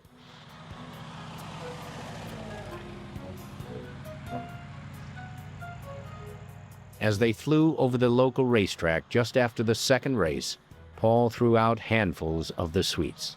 The Baby Ruths landed on target, and as the crowd scrambled for the goodies, Davis made 2 more bomb runs over the track before heading downtown to the beach. They flew similar missions every day for a week before Davis moved on to another city. He later joined Eastern Airlines and became its most famous pilot, helping to pioneer air travel in the U.S. Young Paul Tibbets never forgot the excitement of those flights over Miami. In 1928, as young Tibbets prepared for 8th grade, his father sent him to Western Military Academy in Alton, Illinois, where he would spend the next 5 school years. At first, Tibbets rankled at the discipline of the academy, but eventually he chose to make the best of it. He became a good student and an average athlete. He had a few run-ins with the cadet commander over various infractions, but the fairness with which he was disciplined made a lasting impression, and it would influence his own style as a commander in World War II. In later life, he described his 5 years at the academy as distasteful, but he also believed that they were useful in preparing him for the challenges he would face as an adult. The summer before he started college, Tibbets hung around Miami's Opa-locka Airport, fueling planes and doing chores to earn money for flying lessons. He soloed that summer in a Taylor Cub after 6 hours of dual instruction. After 5 years of military school, Tibbets had trouble adjusting to the freewheeling college life, and he nearly flunked out of the University of Florida. As a pre-med student at the University of Cincinnati, he helped out in a local clinic and spent his free time flying for the fun of it. Tibbets found himself less and less enthusiastic about his chosen career in medicine, and more excited about aviation.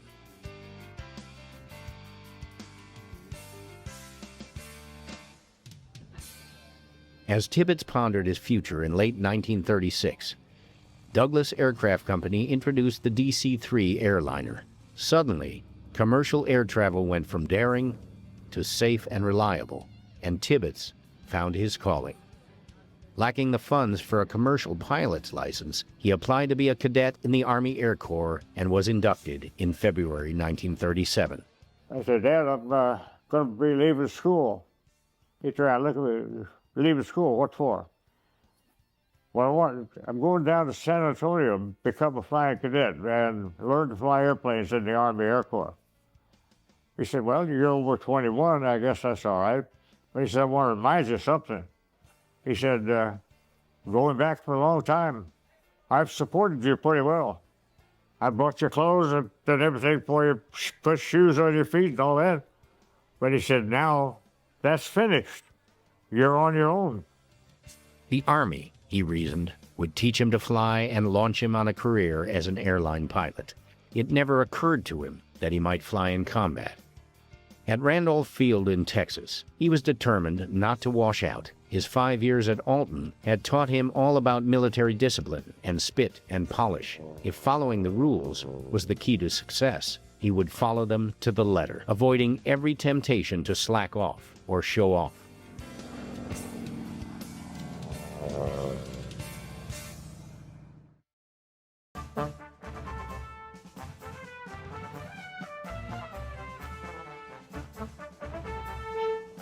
Tibbets finished basic training at the head of his class and received the Army Air Wings in February 1938. As a top graduate, he was given his choice of assignment: pursuit, as fighters were called then, or observation. There were no bomber pilots in the Air Corps in those days. On the advice of one of the tactical officers at Randolph, he chose observation. That would open the door to solo missions and multi-engine training. During advanced training at Fort Benning, Georgia, Tibbets met a pretty department store clerk named Lucy Wingate. They were married in June 1938. After completing his advanced multi-engine training, Tibbets stayed at Fort Benning, flying the Martin B-10 bomber, mostly towing gunnery targets. In early 1940, the Air Corps' 3rd Attack Group received the new Douglas A-20 Havoc. To fly the high-performance attack bomber, the Army searched for pilots with 1,000 hours or more of multi-engine time. Tibbets' name was on that list. He was transferred to the group's base at Hunter Field near Savannah and assigned as engineering officer for the 90th Attack Squadron.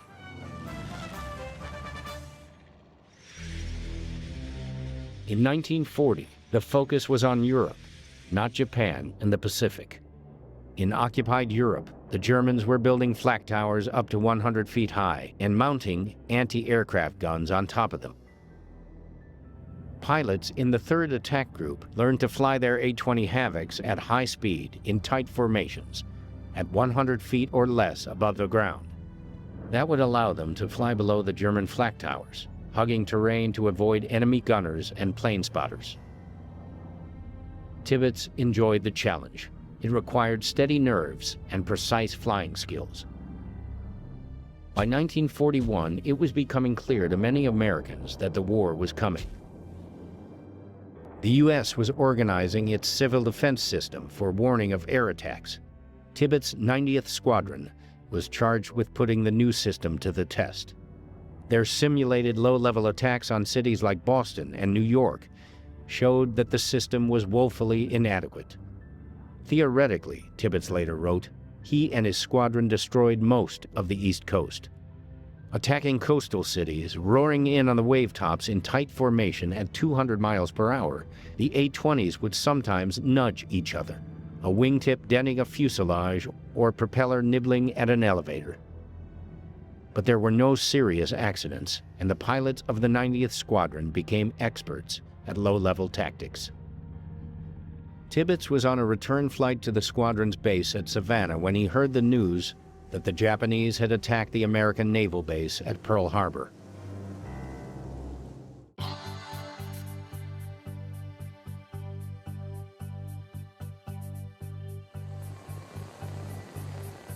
Tibbets was selected for training in the new B-17 bomber, and the B-17s were slow in coming. He was temporarily assigned to form an anti-submarine patrol unit flying Douglas B-18 bombers.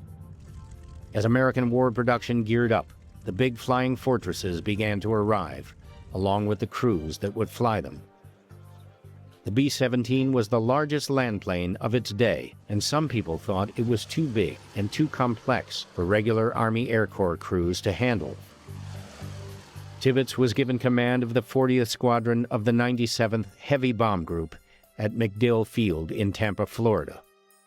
It was his task to prepare his green B-17 air crews for combat. It was an exhausting job. Tibbets sometimes flew 18 hours a day checking out the new pilots. There was little time and few resources to turn the raw airmen into effective combat crews. Now, the training was nothing. You just flew the airplane around. You'd take barrels out in the Gulf of Mexico and drop them into water, and they'd fly around and shoot at them. That was our training. We had no gunnery training or anything.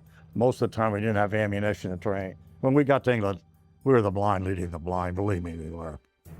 Too soon, Tibbets' squadron was ordered to the West Coast, bound for the Pacific. We got orders to go to Fresno, California. Now, the group commander was not with me, but he got on the telephone. He called me. He said, Paul, you're going to get orders to go to Fresno, California.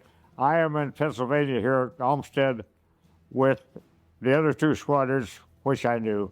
He said, I will get the message. I will send one message to you about where to go, and I will join you later. I got my message. We got in the airplanes and we started for Fresno, California. During their few weeks in Fresno, California, Tibbets drilled his men constantly in formation flying, navigation, and other critical skills. But when their orders came, the 97th Bomb Group was sent back across the country to Bangor, Maine.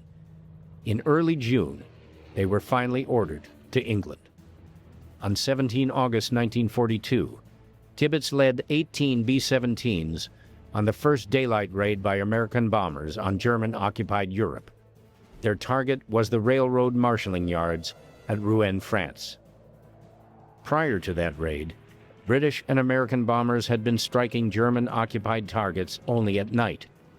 The Germans at Rouen were not expecting a daylight raid. Tibbets and his bombers caught them by surprise that day. About half the squadron's bombs hit their targets at Rouen. Their accuracy was less than was hoped for, but it was still much better than nighttime raids were achieving. 2 of Tibbets' bombers were damaged by flak. Their Spitfire escorts drove off 3 German fighters. All the bombers returned safely to England. The only injuries were caused by a pigeon that smashed through the nose of one plane, pelting the bombardier and navigator with shards of plexiglass. In October, Tibbets led B-17s and B-24s to Lille, France. It was the first time more than 100 bombers were joined in a single raid.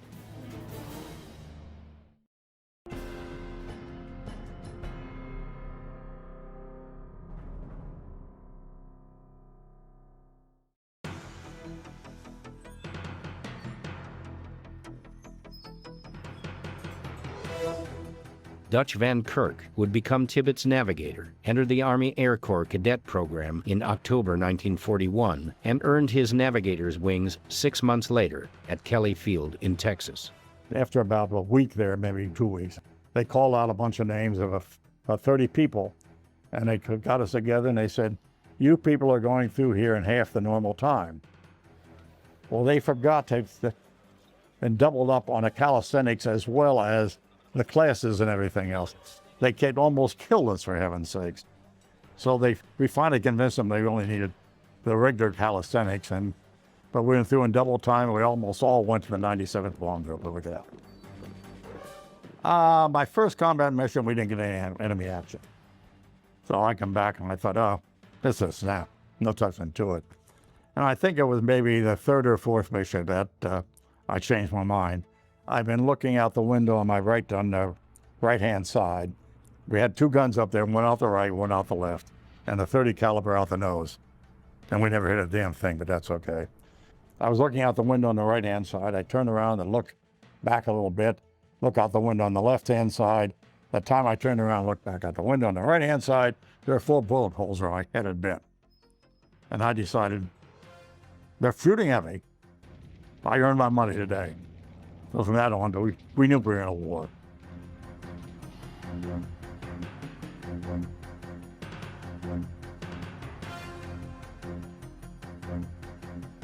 That October, Tibbets, now a lieutenant colonel, was given the job of flying General Mark Clark from England to Algeria to meet with French commanders prior to Operation Torch, the American invasion of North Africa. Tibbets stayed in North Africa flying bombing missions when it moved to Algiers. In January of 1943, he became Chief of Bomber Operations for General Jimmy Doolittle, who commanded the 12th Air Force in Africa. Less than a month later, General Hap Arnold, commander of the Army Air Forces, asked Doolittle to send back to the States his best field grade officer with the most experience in B-17s. The Air Forces had a problem, and Paul Tibbets was just the man to fix it.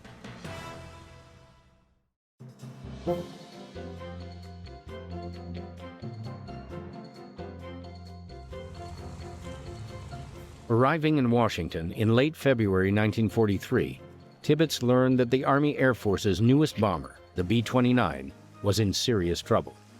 The aircraft was plagued with problems, mostly related to the newly developed Wright R-3350 engines. In July, Tibbets was sent to New Mexico to test the B-29 bomber's combat characteristics, with P-47 fighters making simulated attacks. The big bomber was hard to control in the thin air at high altitudes. It would be impossible to fly in tight combat box formations. Tibbets began to doubt the airplane's ability to survive in combat. On a day when his regular test plane was out of service, he borrowed a stripped-down B-29. Without its 7,000 pounds of guns and ammunition, the plane flew higher and faster and was much easier to control.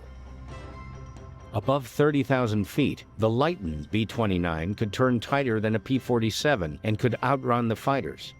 It was an important lesson that he would later put to good use.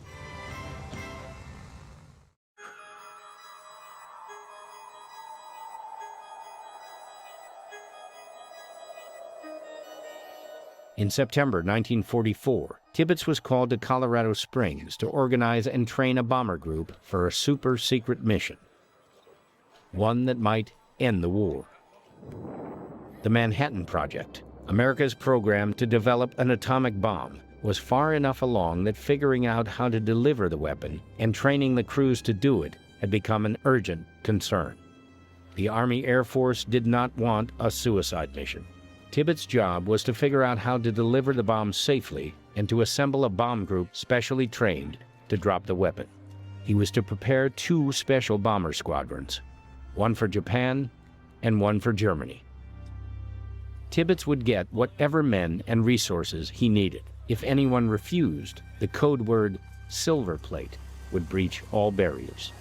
As his base, Tibbets chose Wendover Field in Utah. The facilities were adequate and very isolated. U.S.A. comedian Bob Hope called it leftover field. The men called it the end of nowhere. As the core of his 509th Composite Group, Tibbets chose the 393rd Bomber Squadron, a combat-ready B-29 unit, and he began bringing in the best crewmen from his B-17 days. Bombardier Tom Farabee, navigator Dutch Van Kirk, flight engineer Wyatt Dusenberry, and tail gunner Bob Karen. These men formed Tibbets' own B-29 crew and helped to train the other crews. It really came home to me when you saw, when they were describing what you were going to do, that you were going to do something that would destroy an entire city. It could be you're going to shorten the war or end the war. And you saw a bunch of guys running around who you knew were nuclear physicists. How many people in the organization knew enough about atomic energy at that time to guess that we were working on an atomic bomb as beyond me? Security was extremely tight. Only Tibbets knew the unit's true purpose, and the men were cautioned. Don't talk to anyone, and don't even be curious. You didn't talk about it, because if you did, you would get sent off the illusions or some place like that. How does one drop an atomic bomb and get away safely? The scientists came to us and right at the beginning, and one of them said, "We think you will be okay if you're 9 miles away when the bomb explodes." I can remember looking at the guy and saying, "What the hell do you mean you think?" We could be wrong. Some guys are saying it could be 50 miles away. Some people are saying you can't get far enough away. The bomb would be released from 6 miles high. A steep turn of 155 degrees and a shallow dive for speed would put the plane about 9 miles away from the explosion. Immediately we decided we wanted to use stripped-down B-29s.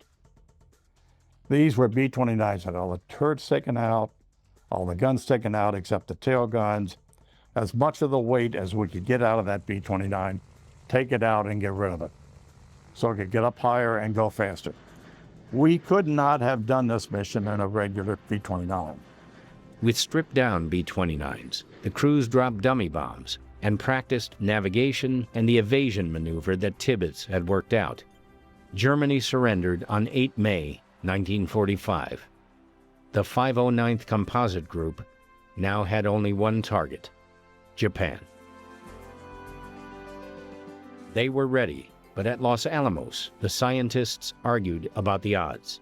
A 1 in 10,000 chance that the bomb's trigger would fail. They wanted 1 in a million.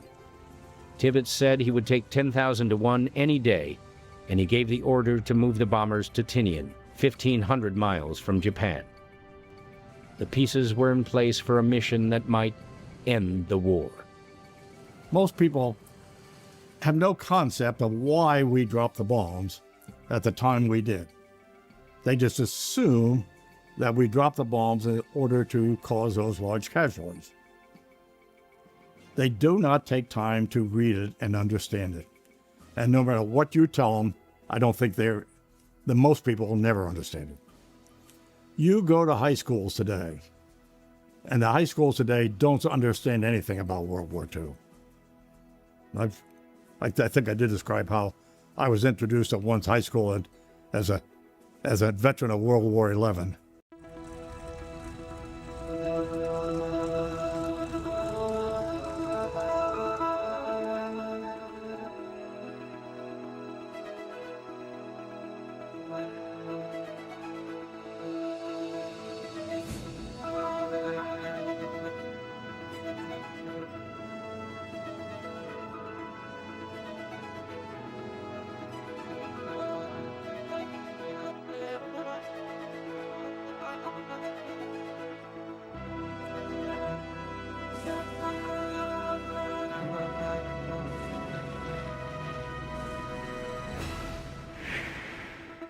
There had been no other mission like it in history.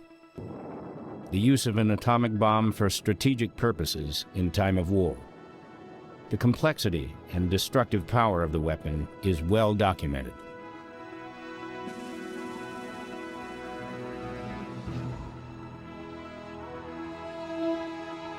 That the little boy dropped on Hiroshima and the fat man dropped on Nagasaki 3 days later caused the Japanese leadership to change its policy of defending the home islands to the last man, woman, and child to one of immediate surrender is a matter of historical fact. It is a singular story of technological genius and the fog of war, magnificent courage and terrible suffering, diligent planning and unpredictable happenstance. The mission of the B-29 bomber called the Enola Gay and its crew on August 6, 1945, not only changed the Second World War, it changed the face of warfare as we know it until this day. It was, in fact, a mission that changed human history. I'm Gary Sinise, and this is Missions that Changed the War.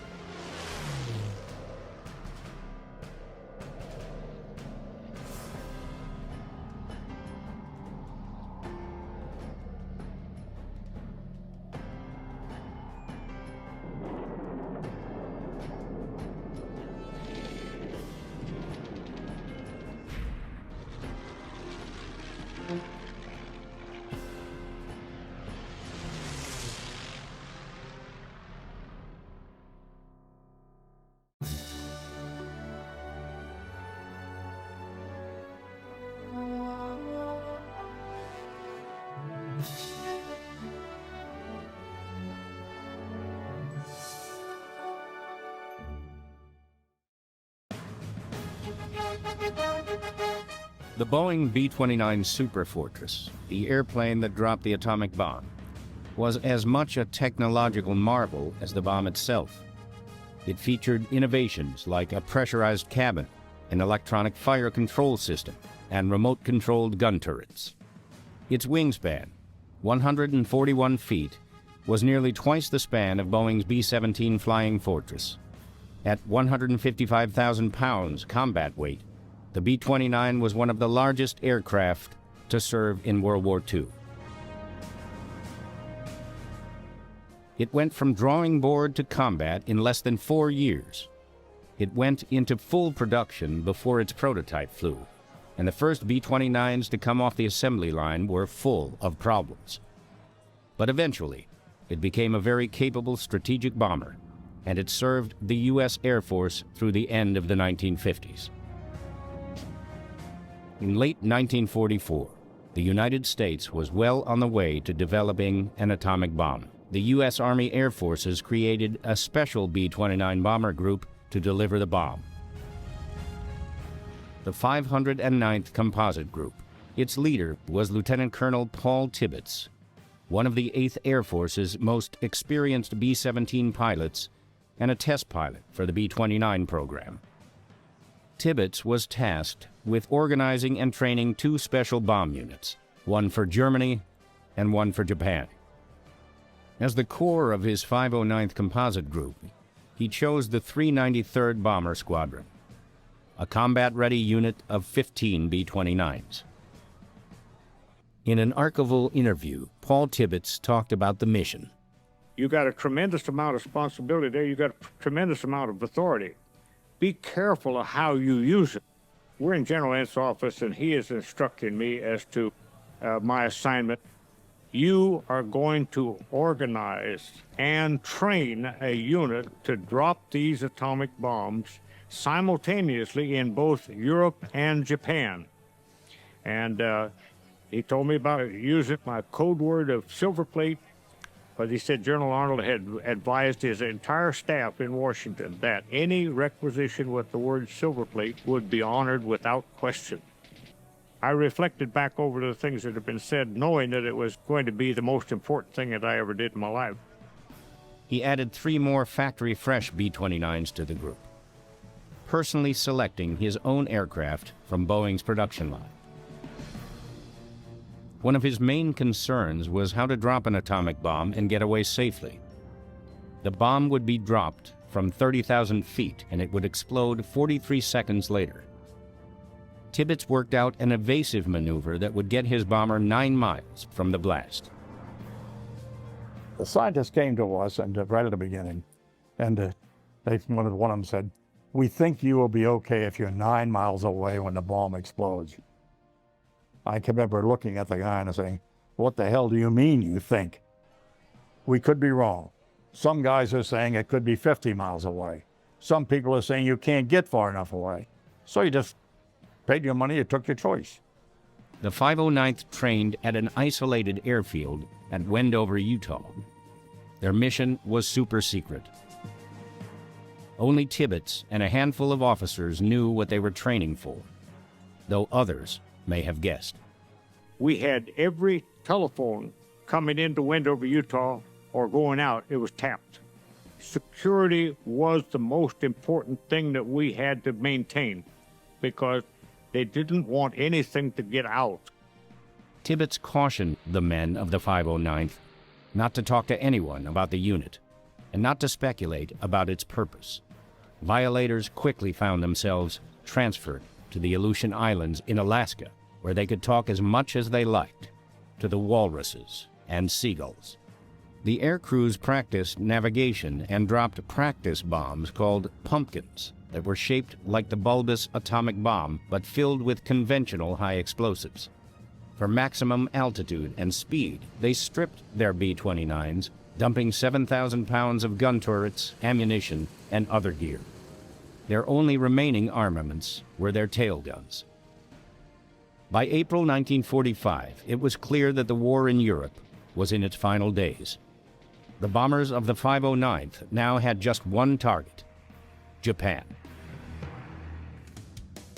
In early May, they began shipping out to Tinian, an island in the Marianas Group, 1,200 miles from the Japanese homeland. Tinian is a 39-square-mile coral island, roughly 5 by 13 miles, in the northern Marianas island chain, 3,700 miles from Hawaii. Claimed by Japan after World War I, it was mainly a sugar plantation under Japanese rule.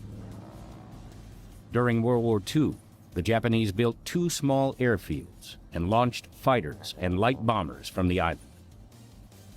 U.S. Marines invaded the island in July 1944 and secured it on August 1st. 8,000 Japanese soldiers died in the 9-day battle. The Marines lost 328 dead and 1,500 wounded.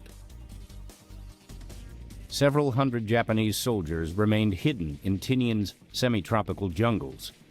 The last survivor was captured in 1953.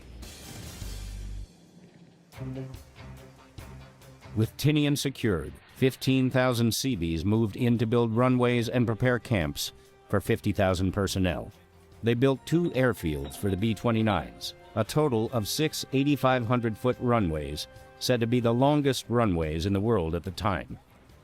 Tinian became the busiest military airfield in the war. Massed bombing raids from Tinian began in November 1944. On the night of 10 March 1945, 279 B-29s, flying below 6,000 feet, dropped 1,700 tons of bombs on Japan's capital city, Tokyo. The bombs ignited a firestorm that destroyed 16 square miles of the city and killed at least 100,000 Japanese.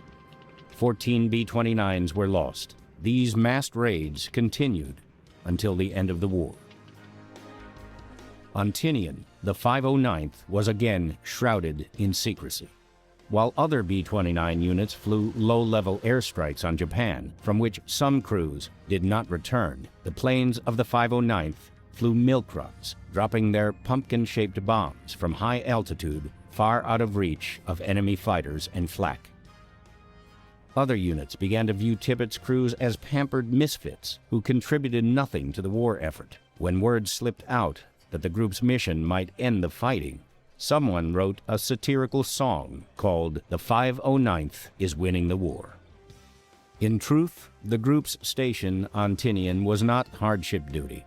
The hours were long, and the work was hard, but there were white coral beaches and a hospital full of pretty nurses to provide recreation. In mid-July, the 509th began flying missions to Japan, dropping their pumpkin bombs on military and industrial targets. In contrast to the huge low-level raids, the 509th sent only 2 or 3 bombers at a time over Japan, and bombed in daylight from high altitude, around 30,000 feet. The Japanese began to ignore these daytime attacks. After all, 2 or 3 bombs did little damage compared to the massive nighttime raids. On 17 July, Tibbets received a coded message from General Groves, head of the Manhattan Project. The atom bomb test had been successful. Scientists had set off the world's first atomic explosion at Alamogordo, New Mexico. Up to then, it had all been theories and high hopes. Now, the super weapon was a reality.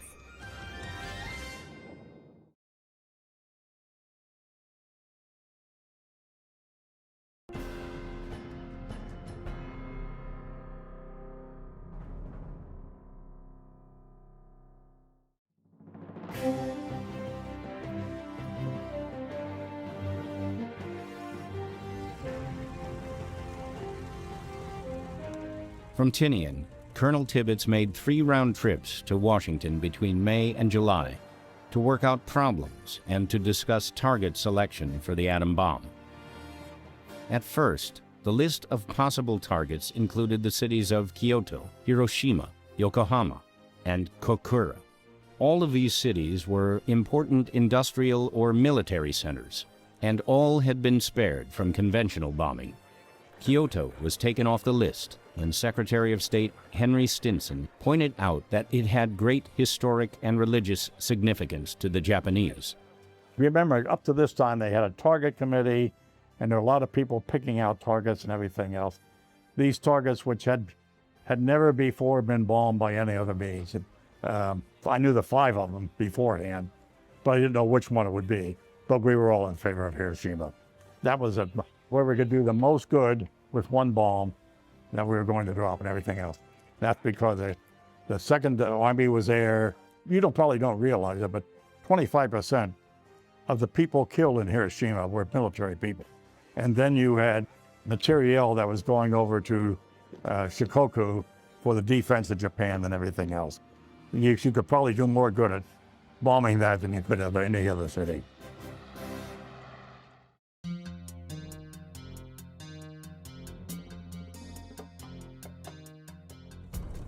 The 509th continued to fly practice missions to Japan, dropping their black powder bombs configured in shapes similar to the anticipated atomic bomb. In mid-July, Tibbets learned that the atomic mission might be given to a different B-29 unit. Colonel Butch Blanchard, the senior operations officer on Tinian, had argued that other B-29 crews were more experienced and more qualified. Tibbets countered that the 509th had been training specifically for the atomic bomb mission and were fully competent to fly it. He offered to take Blanchard on a practice mission to prove his point. With Blanchard in the jump seat, Tibbets flew to nearby Rota Island, still held by the Japanese. The Tibbets plane arrived at its target precisely on time and dropped its simulated atom bomb precisely on target.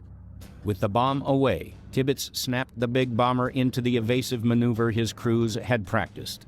Blanchard turned pale as the G-forces pinned him to his seat. He declared that he'd seen enough. The 509th would drop the atom bomb. Well, B-29 was not supposed to hold together under that maneuver, we later found out. Make the turn when you're coming off is steep enough so your tail starts to stall.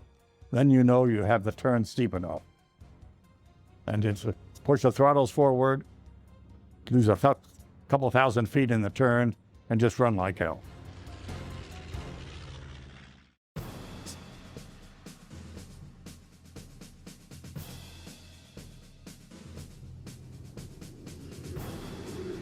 In the second half of July, the 509th made a dozen conventional raids on Japanese cities, dropping the simulated atom bombs, bulbous, pumpkin-shaped casings filled with black powder or other conventional explosives. The raids avoided cities that were on the atom bomb target list.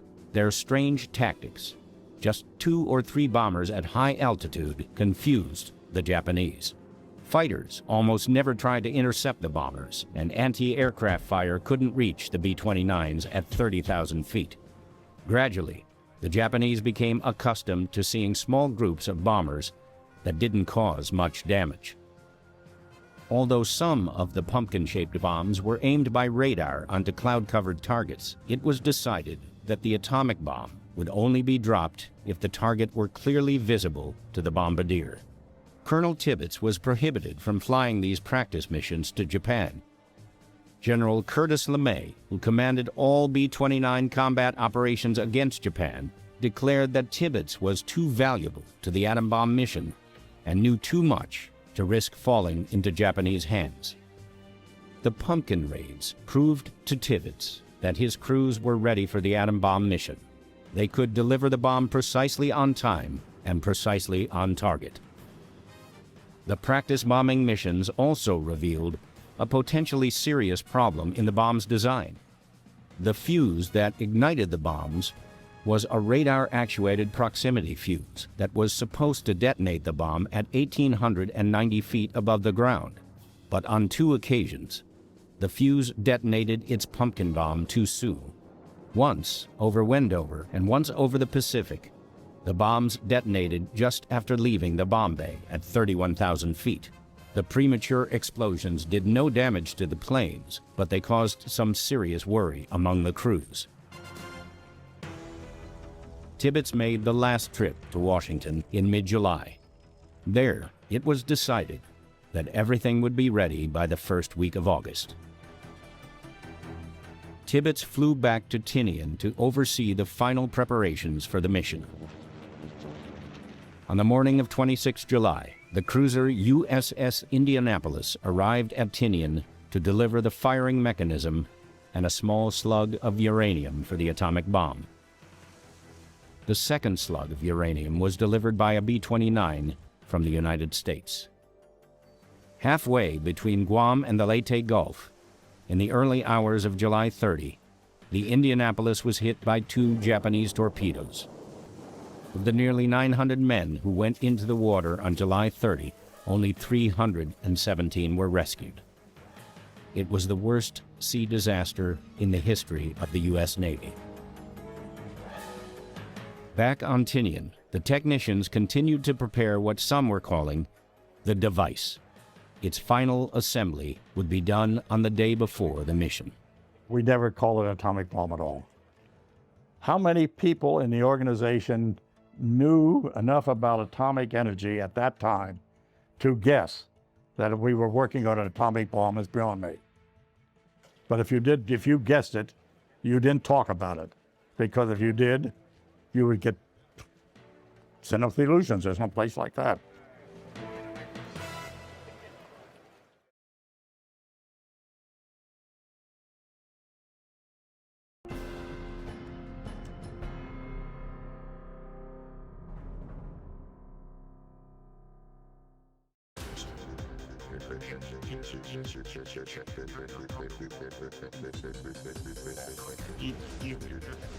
Fat Man, like the atomic bomb tested at Alamogordo, New Mexico in mid-July, was an implosion-type plutonium bomb.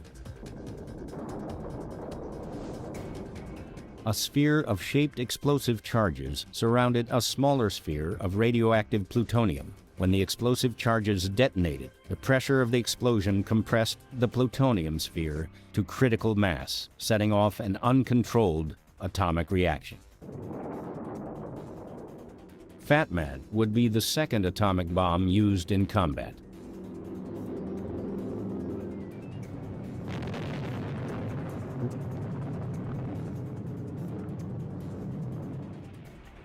The bomb that would be dropped on Hiroshima was of a different type than the one tested in New Mexico. This was a rifle-type bomb in which one slug of uranium would be fired into another. The pressure of their impact would push both slugs of uranium to critical mass and trigger the explosion. Little Boy was a simpler design, and the scientists considered it more reliable than the implosion-type Fat Man. But in fact, a rifle-type atomic bomb like Little Boy had never been tested. Its first use as a weapon would also be its first trial run.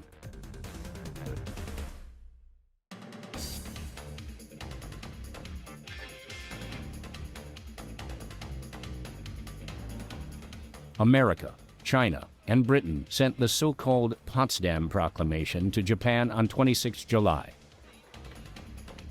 Surrender, it said, or face prompt and utter destruction. The Japanese ignored it.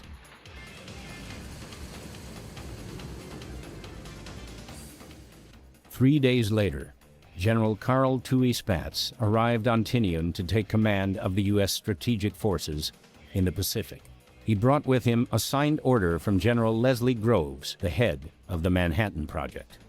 The order authorized the 509th Composite Group to, quote, deliver its first special bomb as soon as weather will permit visual bombing after about 3 August 1945, unquote. The target was to be one of 4 cities: Hiroshima, Kokura, Niigata, or Nagasaki. Paul Tibbets favored Hiroshima. In a handwritten note on the margin of the order, President Truman wrote, quote, release when ready, but not sooner than August 2, unquote. Truman was meeting in Potsdam, Germany with Allied leaders Churchill and Stalin in early August and did not want the bomb dropped until that meeting was over. I was never challenged. Nobody ever asked me, can I drop the bomb? Or, have you made a decision who's going to drop it? If they had, I'd have told them yes. Decision was made the first day I heard about it, and that's going to be me. Colonel Paul Tibbets would fly the first atomic bomb mission with a hand-picked crew. Captain Bob Lewis, age 25, from Richfield Park, New Jersey, would be Tibbets' co-pilot. Lewis had often commanded the aircraft when Tibbets was busy with other duties. Theodore Dutch Van Kirk, navigator, age 24, from Northumberland, Pennsylvania, and Major Tom Farabee, bombardier, age 24, from Mocksville, North Carolina.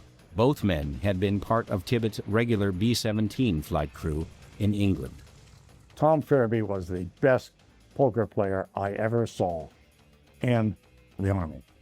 And that's saying a lot. Best crap shooter, too. We met in the nose of a B-17. We were best friends until he died. Captain William Deke Parsons, age 44, from Chicago, was a U.S. Navy ordnance expert who had worked on the Manhattan Project. He would be responsible for arming and monitoring the atomic bomb during the flight to Japan. He was assisted by Lieutenant Morris R. Jepson, 23, of Logan, Utah. Tech Sergeant Wyatt Dusenberry was the Enola Gay's flight engineer. He had flown in B-17s with Tibbets. Dusenberry could really get more out of engines than anybody else. He was a master at engines and that sort of thing. Best flight engineer I ever saw. Lieutenant Jacob Besser, 24, of Baltimore, Maryland, was a radar specialist. These bombs operated on radar proximity fuses. They had to very accurately measure the height above the ground to get their explosion. If the Japanese had gotten onto the frequency on which they had operated, they could have exploded the bombs in the airplane. But we didn't think that was a very good idea. So we took Jake along, and Jake was our radar countermeasures expert. Filling out the Enola Gay's 12-man crew were PFC Robert Chamard, assistant flight engineer, Sergeant Joe Staborik, radar operator, PFC Richard Nelson, radio operator, and Tech Sergeant Bob Karen, tail gunner.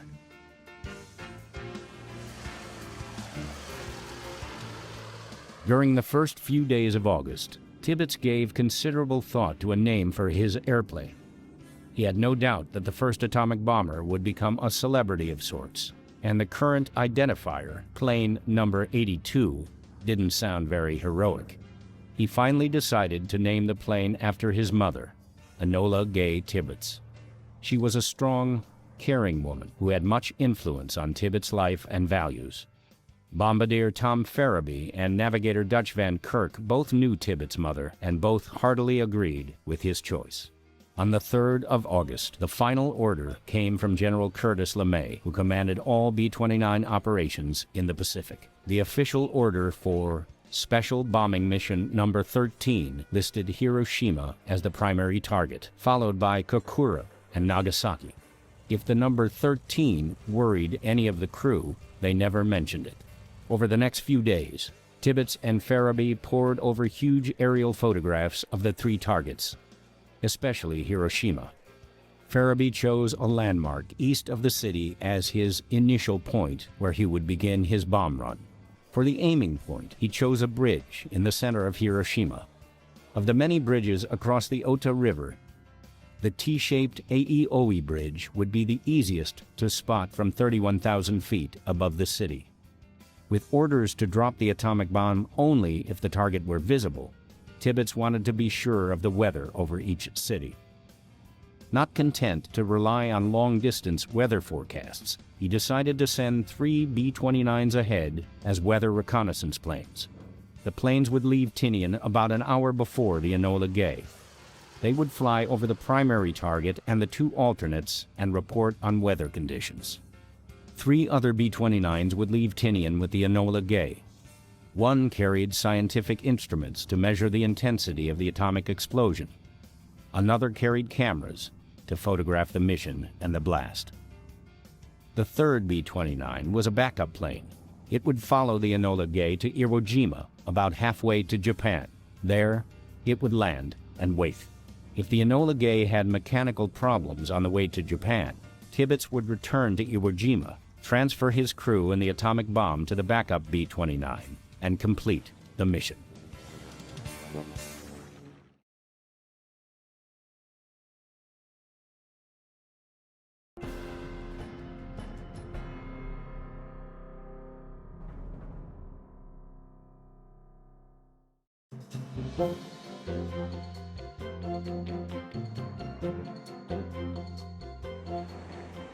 On the morning of the 5th of August, 1945, the forecasters said the weather looked good for a mission the next day. Final preparations went into high gear. The Enola Gay was moved to a loading pit while the bomber crew attended a mission briefing. By noon, the atomic bomb was loaded in the B-29's specially modified bomb bay. And then they told us to go get some sleep. How they expected to tell you you're going to go out and drop the first atomic bomb, which might blow up the airplane, and go get some sleep is absolutely beyond me. I know Tibbets didn't sleep, I knew Farabee didn't sleep, because we were all three in the same poker game. And I don't even know who won. It was that bad. The crews of the 3 strike planes were summoned again about 11 p.m. They came and got us, final briefing, latest weather information, all that sort of stuff, air sea rescue, everything of that type. And then over to the final breakfast. And I remember vividly what we had for the final breakfast. Paul Tibbets loved pineapple fritters. I hated the damn things. We had pineapple fritters for breakfast that evening, I should say. The Japanese were known to be torturing B-29 crewmen who had been shot down over Japan. As Tibbets left the mess hall, the flight surgeon handed him a small pillbox containing 12 cyanide capsules. Tibbets gave one of the capsules to Parsons, but kept the rest to be handed out only in an emergency. Paul Tibbets made it clear to the crew that if the plane were shot down, each man should decide on his own whether or not to commit suicide to avoid capture. The crew arrived at the flight line about 1:45 a.m. to find the Enola Gay bathed in floodlights. General Groves wanted the plane's departure from Tinian to be recorded on film. We got in trucks, went down to the airplane, and I think when we all got down there, we were all surprised because the plane was lit up by keg lights, it was like a Hollywood premiere, for heaven's sakes. Dick Nelson, who comes from Southern California, said, looks more like a supermarket opening to me. Point I want to make, if all the interviewing is being done, all the pictures are being taken and everything of that type, were being done by the Manhattan Project. There was no media on the island at all. The crew boarded the aircraft and went carefully through their checklists. No one wanted to make the mistake that would jeopardize the mission. We were very heavily loaded on takeoff. We were about 250,000 max gross weight. Normal max gross weight of a B-29 over there. At that particular time, it was about 235,000. At 2:45 a.m., Tibbets began his takeoff roll on Tinian's 8,000-foot runway. As the aircraft reached 140 knots, its normal takeoff speed, co-pilot Bob Lewis reached for the control yoke. I was confident that this was the only way to do it so that I could control with the tail if I had to.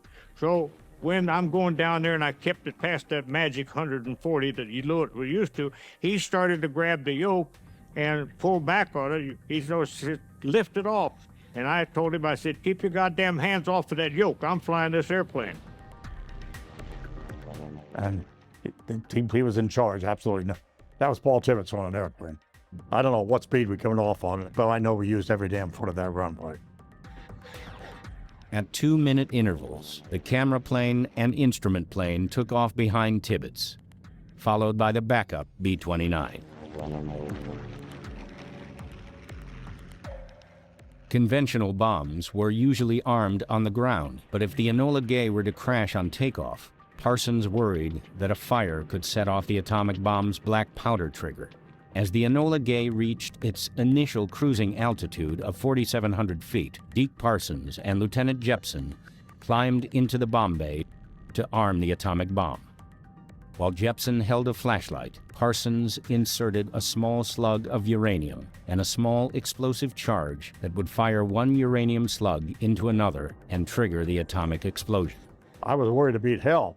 The fact that we had an atom bomb right behind me, didn't concern me a whole lot. The fact that Deke Parsons was back there in the bomb bay, fooling the black powder, that worried me, because I knew what black powder would do.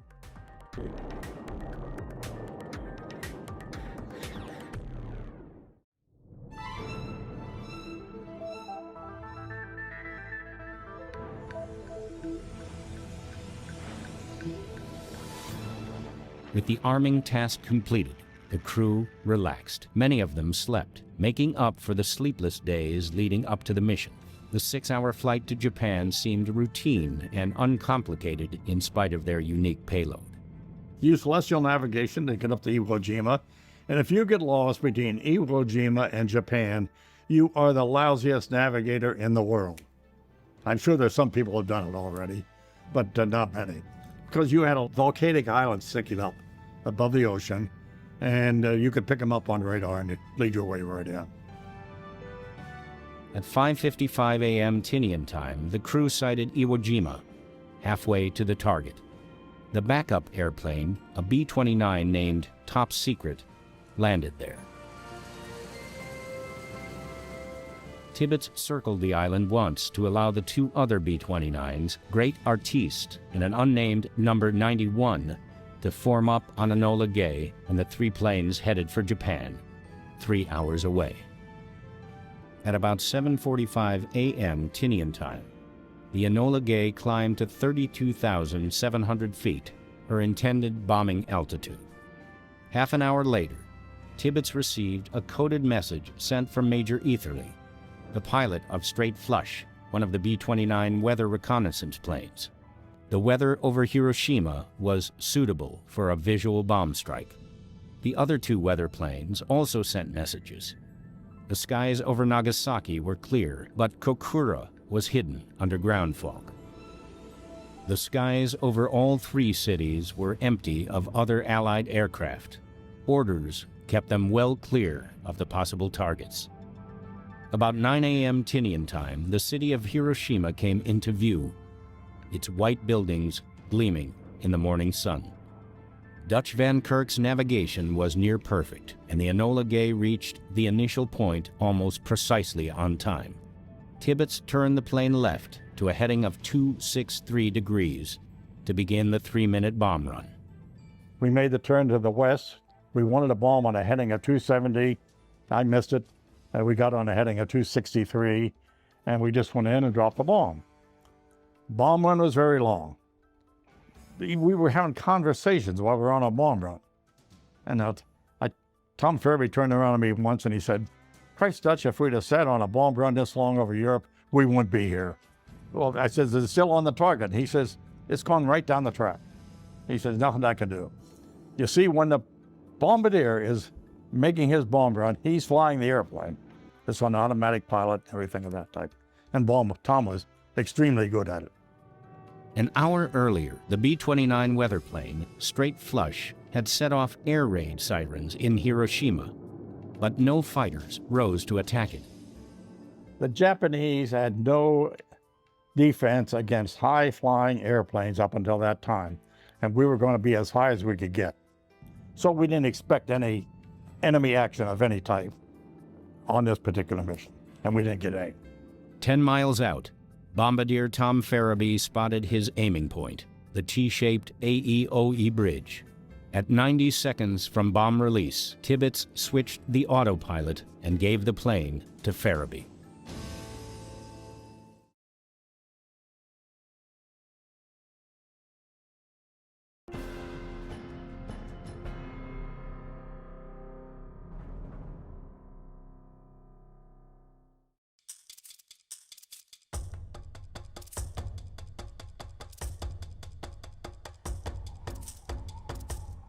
The city of Hiroshima was one of Japan's principal seaports. It was an important shipping point for soldiers and equipment. It was also one of the landing points for the Allied amphibious invasion that was planned for November 1945. It was the headquarters of the Imperial Second Army, the Chigoku Regional Army, and the Imperial Army Marines. There were large military supply depots and many small factories for military goods in this city of 420,000 people. The Enola Gay's pneumatic bomb bay doors opened automatically at 9:15 and 17 seconds Tinian time. The atomic bomb tumbled away. Its burden gone, the Enola Gay pitched sharply upward. Tibbets now had to fly the world's largest bomber as if it were a nimble fighter plane. We made a right-hand turn, 60-degree bank, lost about 2,000 feet in the turn, pushed the throttles forward, just ran like hell. Tail gunner Bob Karen felt like the last man in a wild game of crack the whip. Dutch Van Kirk recalls one particular thought as the plane sped away from the release site. I hope it works. Because, it had never been dropped before. 2 days before, the fusing mechanism didn't work. I think if I'd have been a betting man, I would have bet before we dropped that bomber it was going to be a dud. So everybody was waiting to see whether it did explode and did it work. And then suddenly we saw the bright flash in the airplane. Hallelujah, it had worked. After we were certain we weren't going to get any more shock waves, we turned around to look what had happened. The first thing we saw was a mushroom-shaped cloud, all different colors within the base of that cloud. And on top of it was a mushroom you could see. It was up well above our altitude already, I'd guess, 40,000 going higher. And then as we turned on around and everything, we could see the city of Hiroshima, and we could make absolutely no visual observation because the entire city was covered with thick black smoke and everything. You want the description of it? I say it looked like a pot of boiling oil down there.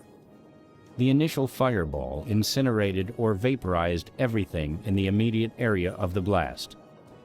Beyond that, buildings were flattened, then set on fire. 4 square miles of the central city were destroyed, about 60% of the city's area. The firestorm that erupted after the blast widened the destruction. Estimates put the human toll at 60 to 80,000 dead, and an equal number injured. In Tokyo, many in the civilian government argued for surrender. The Russians were poised to attack Manchuria. The Allied blockade was strangling Japan. There were food shortages. Victory was no longer possible.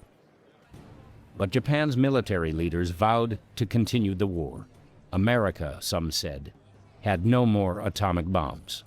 On 9 August, a B-29 called Boxcar, piloted by Major Charles Sweeney, dropped an atomic bomb on Nagasaki. The mission was flawed.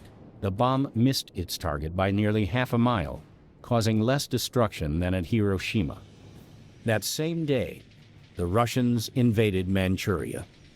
2 days later, a group of Japanese military commanders met in a plot to seize the government and continue the war. The plot failed when senior officers refused to join the coup d'etat. On 14 August, more than 1,000 American Army and Navy bombers hit Japanese cities. Faced with the total destruction of his nation, the emperor ordered the unconditional surrender of Japan.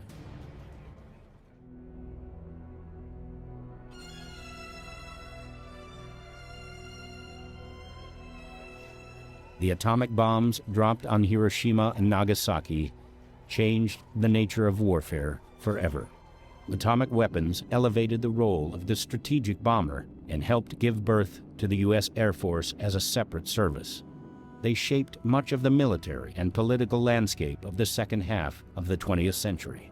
The decision to use atomic bombs on Japan, made jointly by Truman and Churchill, has remained controversial. But one fact cannot be disputed. The use of the bombs was intended first and foremost to end as quickly as possible a terrible war against a ruthless enemy who was determined never to surrender. Let me say emphatically that there's no way in those days that I could have even considered not wanting to do it. I was anxious to do it. I wanted to do everything that I could to subdue Japan. And in other words, I wanted to kill the bastards. That was the attitude of the United States in those years. The Battle of Okinawa in early 1945 produced 50,000 Allied casualties and up to 150,000 Japanese casualties. If Japan fought on, Allied leaders feared a score or more of Okinawas to be fought all over Asia. If you were over there around Tinian, Saipan, Guam at that particular time, you knew that an invasion was going to have a lot of casualties because they were building hospitals all over those islands. We wanted a war to be over. We wanted to stop the killing. The atomic bombing of Hiroshima and Nagasaki was instrumental in ending the Second World War. Tibbets, his crew, more than 1 million American servicemen and women, and the American public were overwhelmingly grateful for the peace that followed. And the memory of Hiroshima and Nagasaki has helped to ensure that such weapons have never again been used in anger. I'd just like to say to all people that before you say anything critical about what we did and the casualties we caused, or anything of that type. Study the history of the war, study the history of that people, find out what was really going on back in those days, and then make up your mind.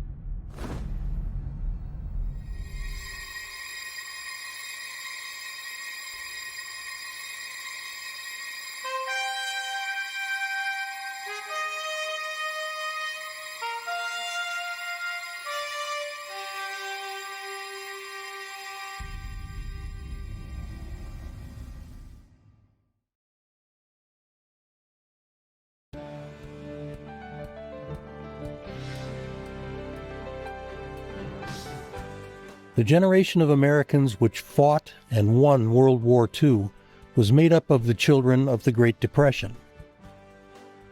As they reached high school and university age, they didn't imagine they would be further called on to meet the greatest challenge our liberty, indeed our national existence, has ever faced.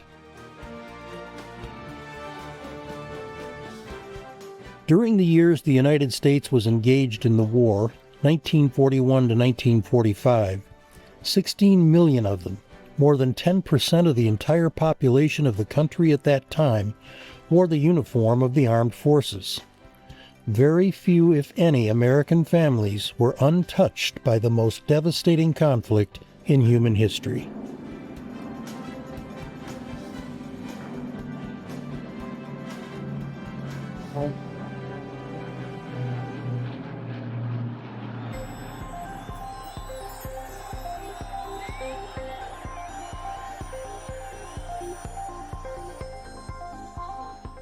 The challenge was met. Then our young men and women returned home to foster a season of prosperity, progress, and peace, unmatched in history. 16 million came together in a common cause, but their individual journeys were unique. With each voice that goes silent, we lose another report, another singular interpretation of the events of World War II. According to U.S. Department of Veterans Affairs statistics, only 558,000 of the 16 million Americans who served in World War II were alive in 2017. Richard Donaldson, who flew 35 missions as pilot of a Boeing B-29 Superfortress, is one of them.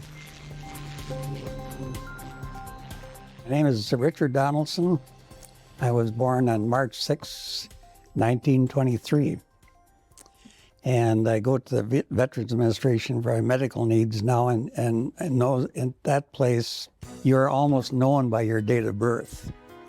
And I frequently kind of mumble over the original date by saying 1823 just to check and see if the nurses are listening.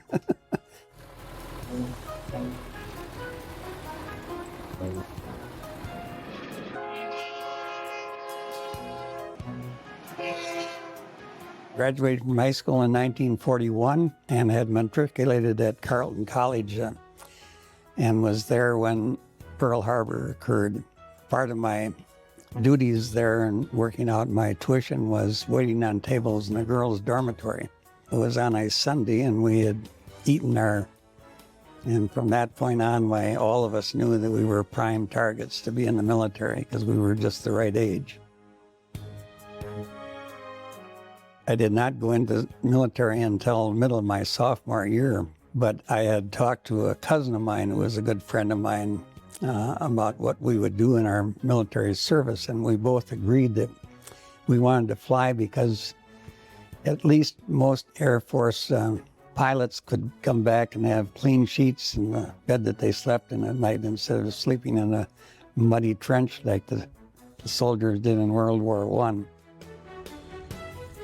We had agreed to, we both wanted to go right away into the service, and we found out that at the age of 19, which we both were, we had to have our parents' consent in order to go into the service right immediately. And he got his parents to sign off, and I couldn't get mine. They didn't want me to go any sooner than I'd have to. He was called in January of 1943, and I was put in the Air Corps Reserve, which would have deferred me until my college class graduated in 1945. Well, in February of 43, they decided to call all the Air Force Reserve all over the country into the service. So I was called in February. So not having my parents' permission amounted to only about 5 or 6 weeks that I was delayed in going into the service.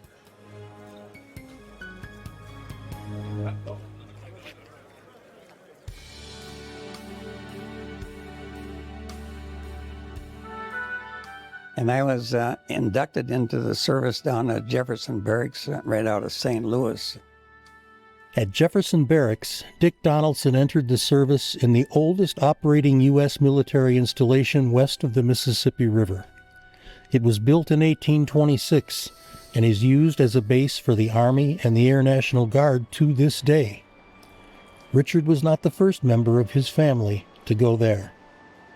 And it turned out that was the same place my dad had been inducted in World War I. And I had a great-grandfather that was stationed right outside of Jefferson Barracks in the Civil War. But it was a horrible place to be. It was hot in the summer and cold in the winter. And this was in the spring, early spring of February of 43. And they put us in huts that were 16-foot square. There were 8 of us in each hut, and no insulation, no lining, and it was almost 0 temperatures. And we had one stove in the middle, and they put a 5-gallon pail of water right next to it. And on normal mornings, that would be frozen solid. We all got colds, and we all wanted to get out of St. Louis, I remember. But Richard Donaldson and his fellow recruits weren't going to be leaving St. Louis just yet. Like so many American institutions, colleges all across the country were incorporated into the war effort in those days. And one of them was Washington University in St. Louis. And we all wanted to come back up in the upper Midwest where we'd been from to go to college. But instead of that, they loaded us on a truck that took us into Washington University in St. Louis. So I ended up with another 5 months in St. Louis that I wasn't looking forward to. We went to school there and at the university, and we had professors that were very good. We took mathematics from how to count from 1 to 10 up through spherical trig and all kinds of college classes.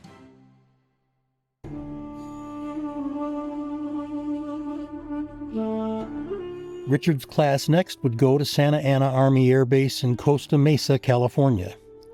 It was an anomaly, a 1,300-acre air base with no hangars, planes, or runways. The first buildings were completed in May of 1942. It became a huge base for receiving air cadets from civilian life and giving them basic ground training prior to attending one of the contract primary aviation schools for flight training. But anyway, we got out to Santa Ana, and there were 700 of us in the class. And there were, I think, 60,000 on the base. From the Santa Ana base, where we were determined, we took tests to see whether we should become a pilot, a navigator, or a bombardier. Everybody, of course, wanted to stay in the pilot training.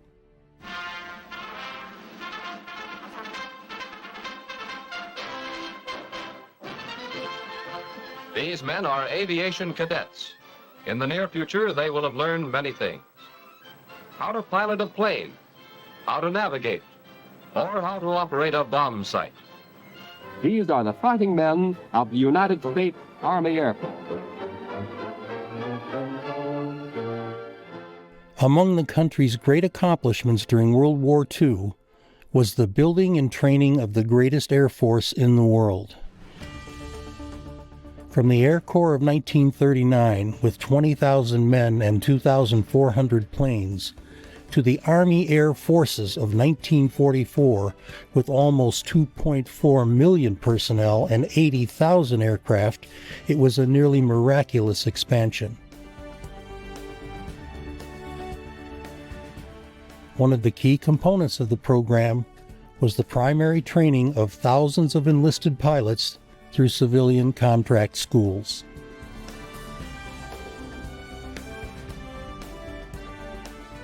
One such contract school was operated by the Palo Alto, California School of Aviation at the King City Airport. It was the next stop for Richard Donaldson. And King City had been a private flight training base. So when we got there, all of our instructors were civilians. And where we normally got paid $75 a month, which was the base pay for a cadet at that time, they gave us $275 at the head of a pay line, and we walked down and paid off for our room and our board and so forth, and ended up with $75. With the civilian instructors, it was so much easier than it would be with the military, which we found out when they moved us to basic training in Chico, California. Then we were back in the Army again. At the 1,045-acre Chico, California airport, which the City Council leased to the War Department for $1 a year, cadets encountered the infamous BT-13, the Vultee vibrator.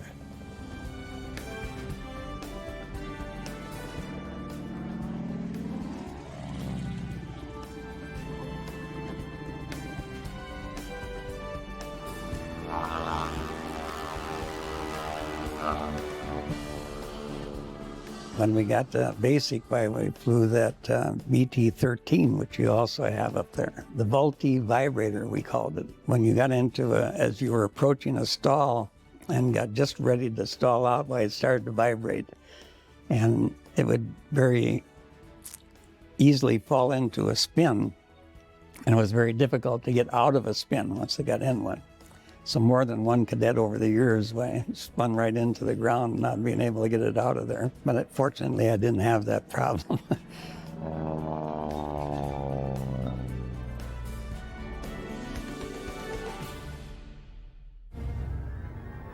Also in basic training is where we first did any night flying.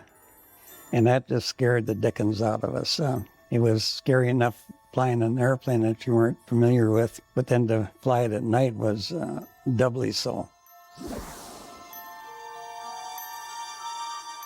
In the months preceding World War II, the U.S. Army entered into the first of many lease agreements with the city of Stockton to construct and operate an Army training facility and airfield at Stockton Municipal Airport.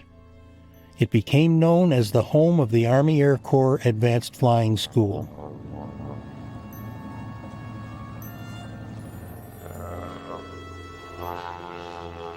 From then on, we went to advanced training down at Stockton, California. And that was with a twin-engine airplane. It was a Cessna 17. We called it the double-breasted Cub or the bamboo bomber, or all kinds of names.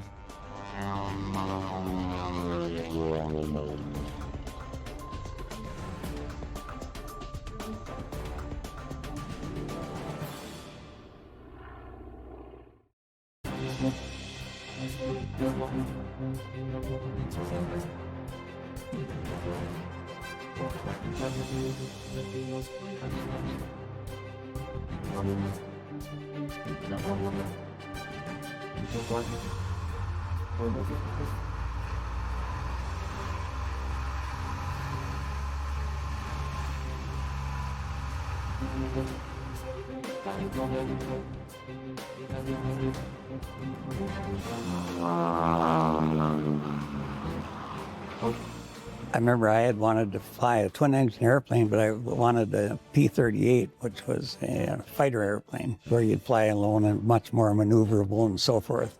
The brass answered that by saying we are no longer in a defensive war. We're now in an offensive war, so we don't need fighter pilots anymore. We want very heavy bomber pilots. So we were relegated to flying bombers at that point.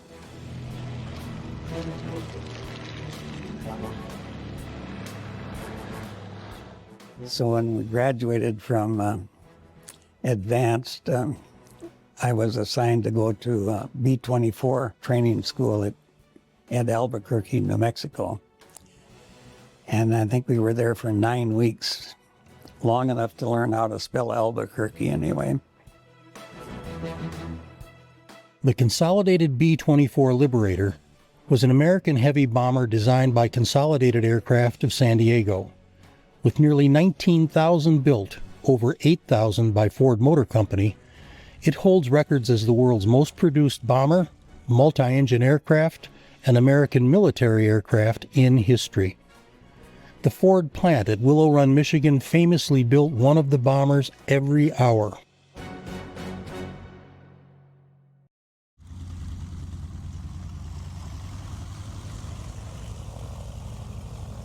So anyway, after finishing B-24 school, this was what they called a B-24 first pilot school. By then, under normal conditions, you would they'd assign a crew to you and you go overseas. But in my case, they were looking for pilots for B-29 training, so I was picked to go to that, and I fought the Battle of Kansas, which is where we were training at Great Bend, Kansas.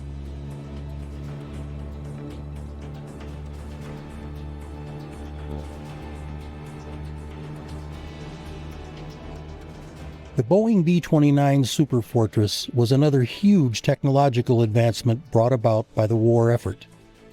It was the single most expensive weapons project undertaken by the United States in World War II, exceeding the cost of the Manhattan Project, the atomic bomb, by between $1 and $1.7 billion. The B-29 was the first airplane designed and built after the war began. Its innovations were jaw-dropping. Though it was huge, with a wingspan of over 141 feet, a length of 99 feet, and a height of nearly 3 stories, it was the first plane to be completely pressurized. Its 11-man crew was able to fly in comfort at altitudes above 30,000 feet, without the bulky flying suits and individual oxygen tanks previously required.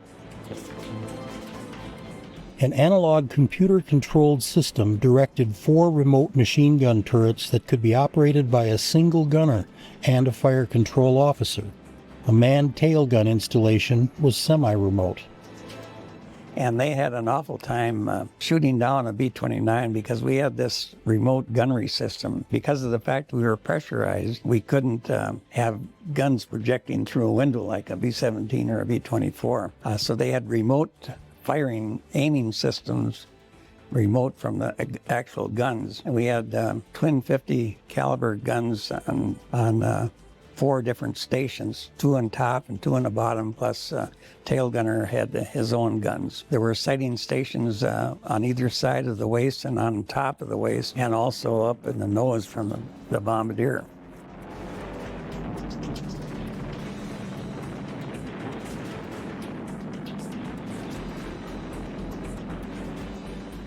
With 4 2,200 horsepower radial engines, the B-29 could fly more than 350 miles per hour for over 4,000 miles.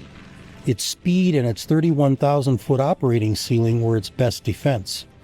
Japanese fighters could barely attain that altitude, and if they did, it could not match the speed. The Superfortress could deliver 20,000 pounds of bombs.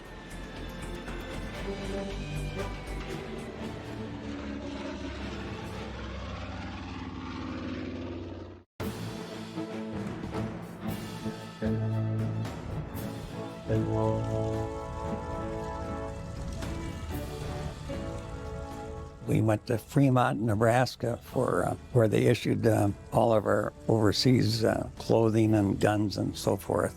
And then we flew from there to Sacramento and stayed overnight and flew then to Hawaii. And that's when, on the flight to Hawaii, we opened our orders to find out where we were going and found out it was to Guam. The island of Guam was a symbol of the ebb and flow of the Pacific theater of World War II. A United States possession since its capture from Spain in 1898, it was captured by the Japanese in December of 1941, just 3 days after the attack on Pearl Harbor.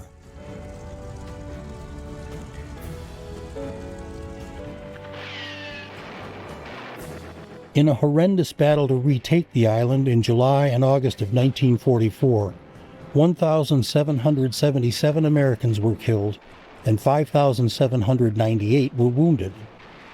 18,337 Japanese were killed. And when the battle ended, the U.S. and its allies had the B-29 bomber base they sought in order to launch strikes against the Japanese home islands. The 19th Bombardment Group was activated at Great Bend Army Airfield in Kansas on April 4, 1944. It was ordered to Guam on the 16th of January 1945. On Guam, the 19th was assigned to the 314th Bomber Wing of the 20th Air Force's 21st Bomber Command.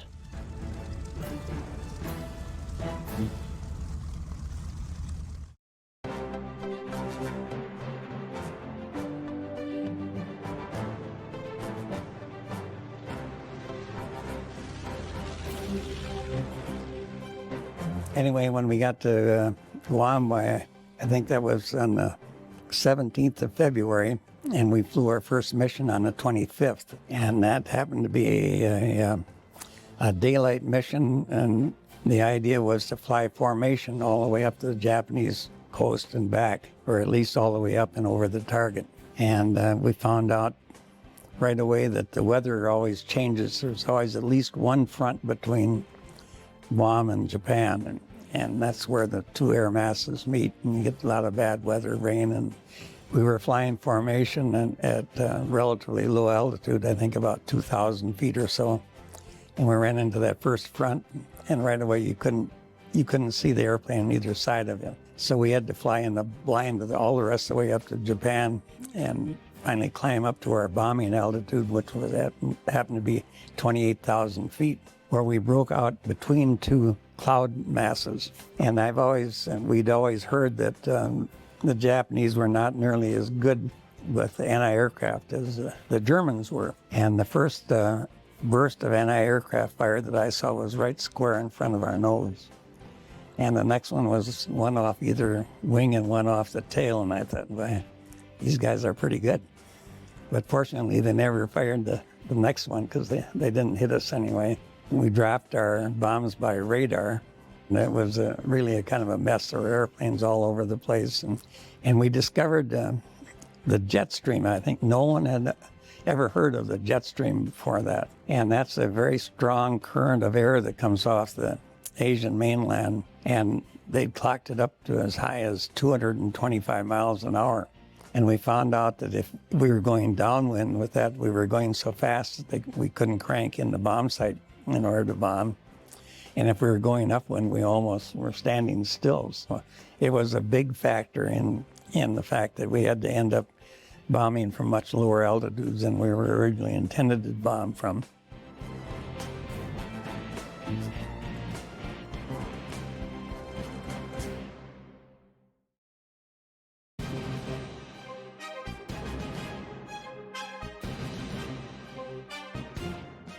So we had a general in charge of us that had been in the 8th Air Force out of England and had witnessed the English bombing incendiaries at night. So he decided that our best bet was to use incendiary bombs and bomb from lower altitudes, which would be all the way from 5,000 to about 10,000 feet. We were appalled by the idea of doing that because we felt we were well within the range of any gun that the Japanese would have had, maybe even their shotguns at that altitude. and well within the range of their fighters and so forth.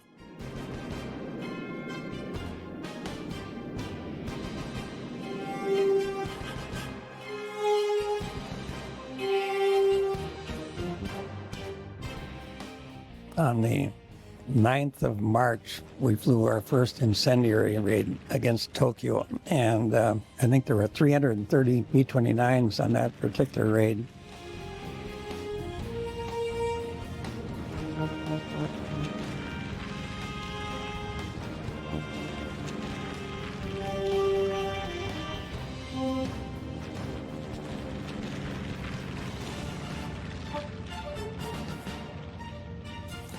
And we each dropped 40 500-pound incendiary bombs.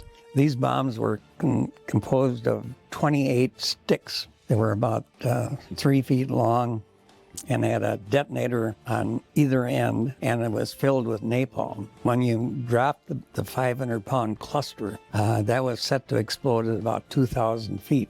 And then from that, the individual sticks spread out. And whenever they hit, they would hit one end or the other, and that would explode that stick. And that napalm, which is a jellied gas, would fly any place and stick to whatever. And it burned at such a high temperature, it would melt almost any steel structure or machinery or anything. So, and of course, the Japanese buildings were almost all built out of wood. So it was very effective against them. We knew that, I think in that first raid, we bombed out about 16 square miles of the city of Tokyo. And the estimate was it was about 100,000 civilians were killed. We were very concerned about that. Not as much as I am now, I guess, because we were full of the desire to beat and kill Japanese people. But we were aware of the fact that we were a signatory to the Geneva Conventions, which stipulated that you should not target civilians. And here we were targeting civilians. And we found out later, that almost everybody did that. World War II brought the first widespread use of strategic bombing against cities and their civilian populations. During the lead-up to the war in 1937, the Japanese were among the first to do it. Its Imperial Air Force conducted widespread civilian bombing during its attempt to subjugate China. I know I have feelings almost every day about the fact that did much damage to 67 cities in Japan during the time that I was there, and killed more civilians than all the military losses Japan suffered in the entire war. The B-29s had also dropped, mines in the harbors to where they couldn't supply themselves with shipping even. So they were almost starving to death. And we found out later many of the Japanese military wanted to prevail and continue the war, feeling that if they made the landings which we felt would be necessary, if they made those difficult enough, they could get a better settlement, and the terms of their peace would be much better. As I don't think they could have gotten much better than their terms were, but anyway, that was a big problem in Japan trying to decide what to do, because I think they knew that they were defeated.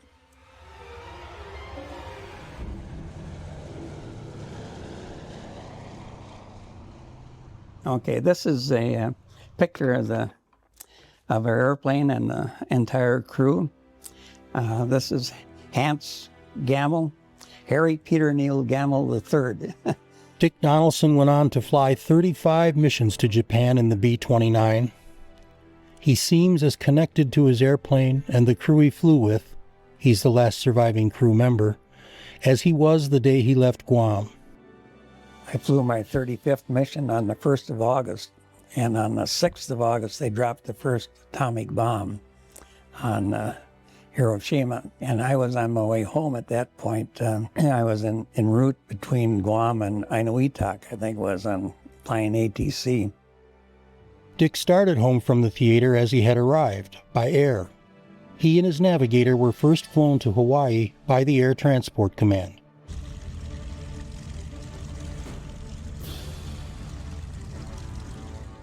And we finally got, the navigator and I got back to Hawaii on the way home.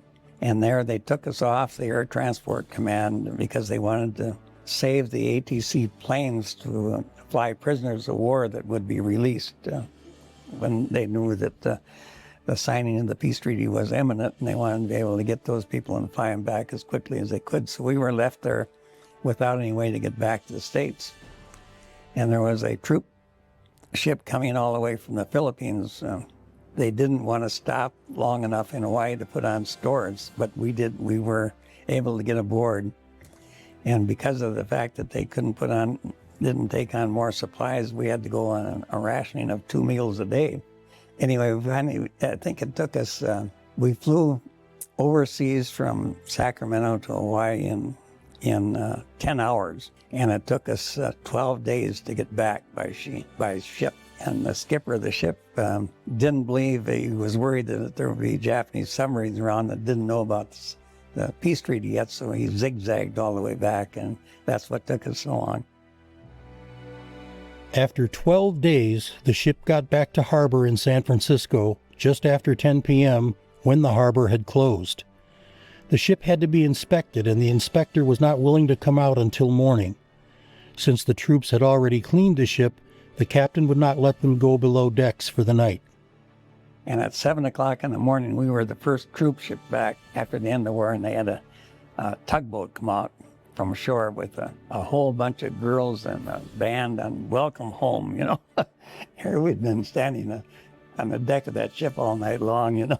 We weren't too happy about being welcomed home in that way, but anyway, it was quite an experience. And that was the end of the war for me. In some ways, it's fair to ask if the war ever ends for the ones who have to fight it. Carl Melantes, who was awarded the Navy Cross for Valor, wrote, "When the peace treaty is signed, the war isn't over for veterans or the family. It's just starting." Certainly, there are the memories.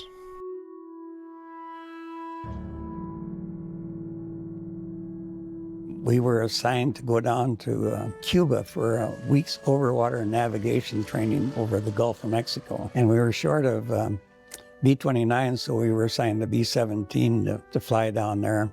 Anyway, we were flying out over the Gulf of Mexico at night, and we got an engine fire on our number 4 engine. And we did just about everything we could to put out that fire. Anyway, we were just getting ready to bail out over the Gulf at night when the fire burned the bolts that mounted it on the wing, and it fell off into the ocean or into the Gulf of Mexico. So we just flew the airplane back and landed under normal conditions. We were very fortunate there.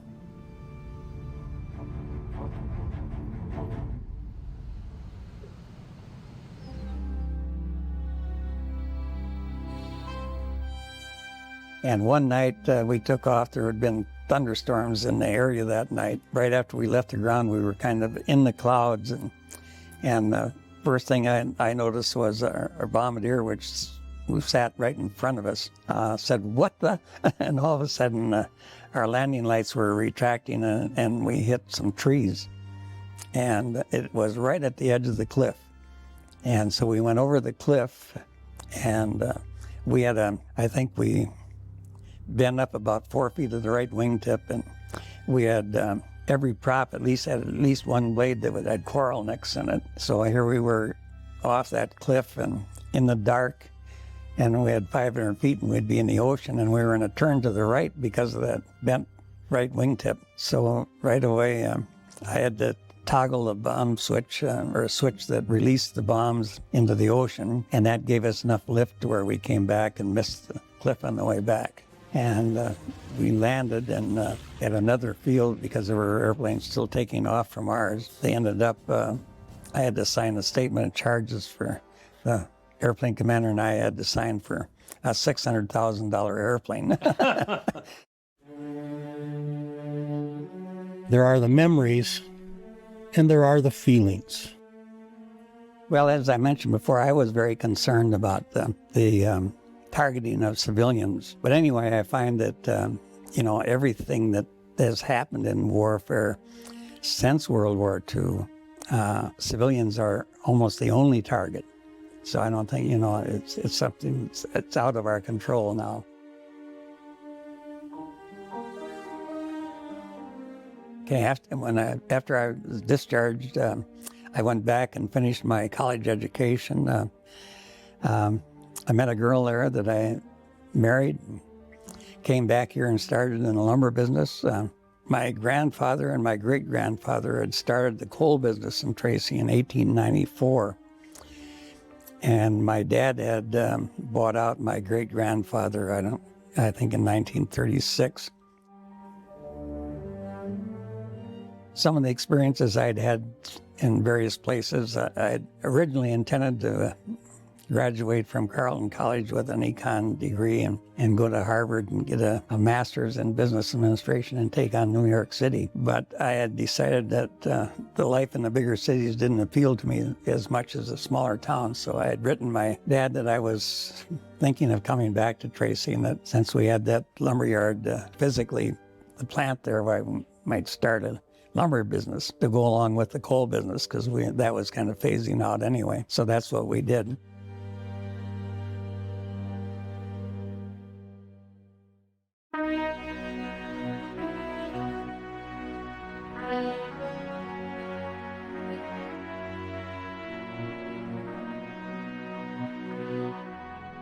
During the time that we were starting that and running it, I raised 3 children and sent them all to college and graduate school. And then at the age of 60, my oldest son came back and was going to take over the family business. So I was casting around for something to do, and my wife and I decided to join the Peace Corps. And we spent 4 years, 2 years in Jamaica and 2 years in Barbados. I learned that the best way for happiness is to feel that you're helping people. And when you're in the Peace Corps and working with people that are having problems in third world countries, you think you're helping them. Whether you actually are or not, I guess doesn't really make any difference as long as you think so. So to me, it was a very satisfying experience. It was a life-altering type of experience.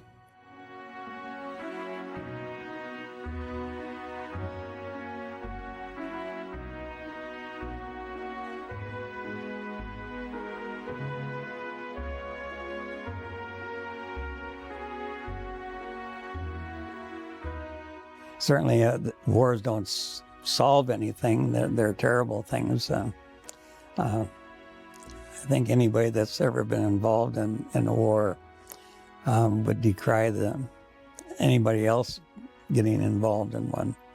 Killing is a messy thing. It's certainly not exhilarating, or it's nothing to pursue.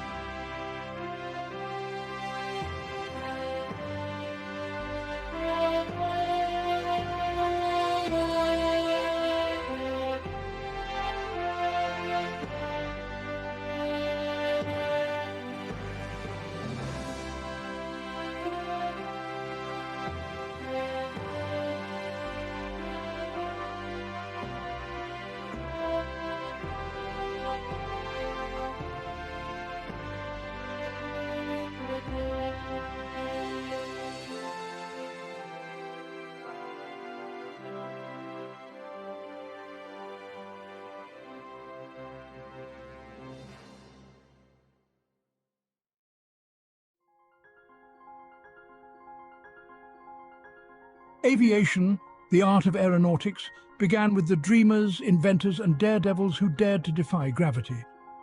The journey of aviation was nurtured by pioneers like the Wright brothers, whose first flight marked a historic milestone. The role of aircrafts in world wars was groundbreaking, dramatically changing warfare strategies. This initiated a technological evolution in aviation, transforming the simplistic wings of a biplane into the thunderous roar of jet engines. Let's journey through the ages of aviation. Behind every great aircraft, there were great minds. These visionaries, like Sir Frank Whittle, the innovator of the turbojet engine, redefined air travel. Then there's Skunkworks' Kelly Johnson, the genius behind the SR-71 Blackbird.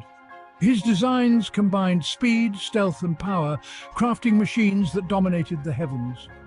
The contributions of these pioneers have left an indelible mark on the canvas of aviation, shaping the course of history and inspiring generations of engineers and aviators. Each epoch in aviation history gave birth to extraordinary aircrafts, each with their own unique features and roles. The Lockheed SR-71 Blackbird was a marvel of speed and stealth. The F-105 Thunderchief, a supersonic fighter bomber, was vital in the Vietnam War. The P-51 Mustang, a long-range fighter, was critical in World War II. The P-47 Thunderbolt, a heavyweight fighter, was used extensively in the same war. The A-10 Thunderbolt II, the Warthog, is a close air support icon. The Messerschmitt Me-262 marked a leap forward in aviation technology. Each of these game changers were instrumental in their eras, and their legacies still resonate today. Beyond the game changers, there are those that have transcended their practical roles to become icons. The Concorde was not just an aircraft, it was a supersonic symbol of luxury and speed. The B-52 Superfortress, a strategic bomber, is an icon of power and resilience. These magnificent machines and others like them have become much more than just aircrafts. They are enduring icons that encapsulate the audacious spirit, the relentless innovation, and the boundless ambition that define the world of aviation.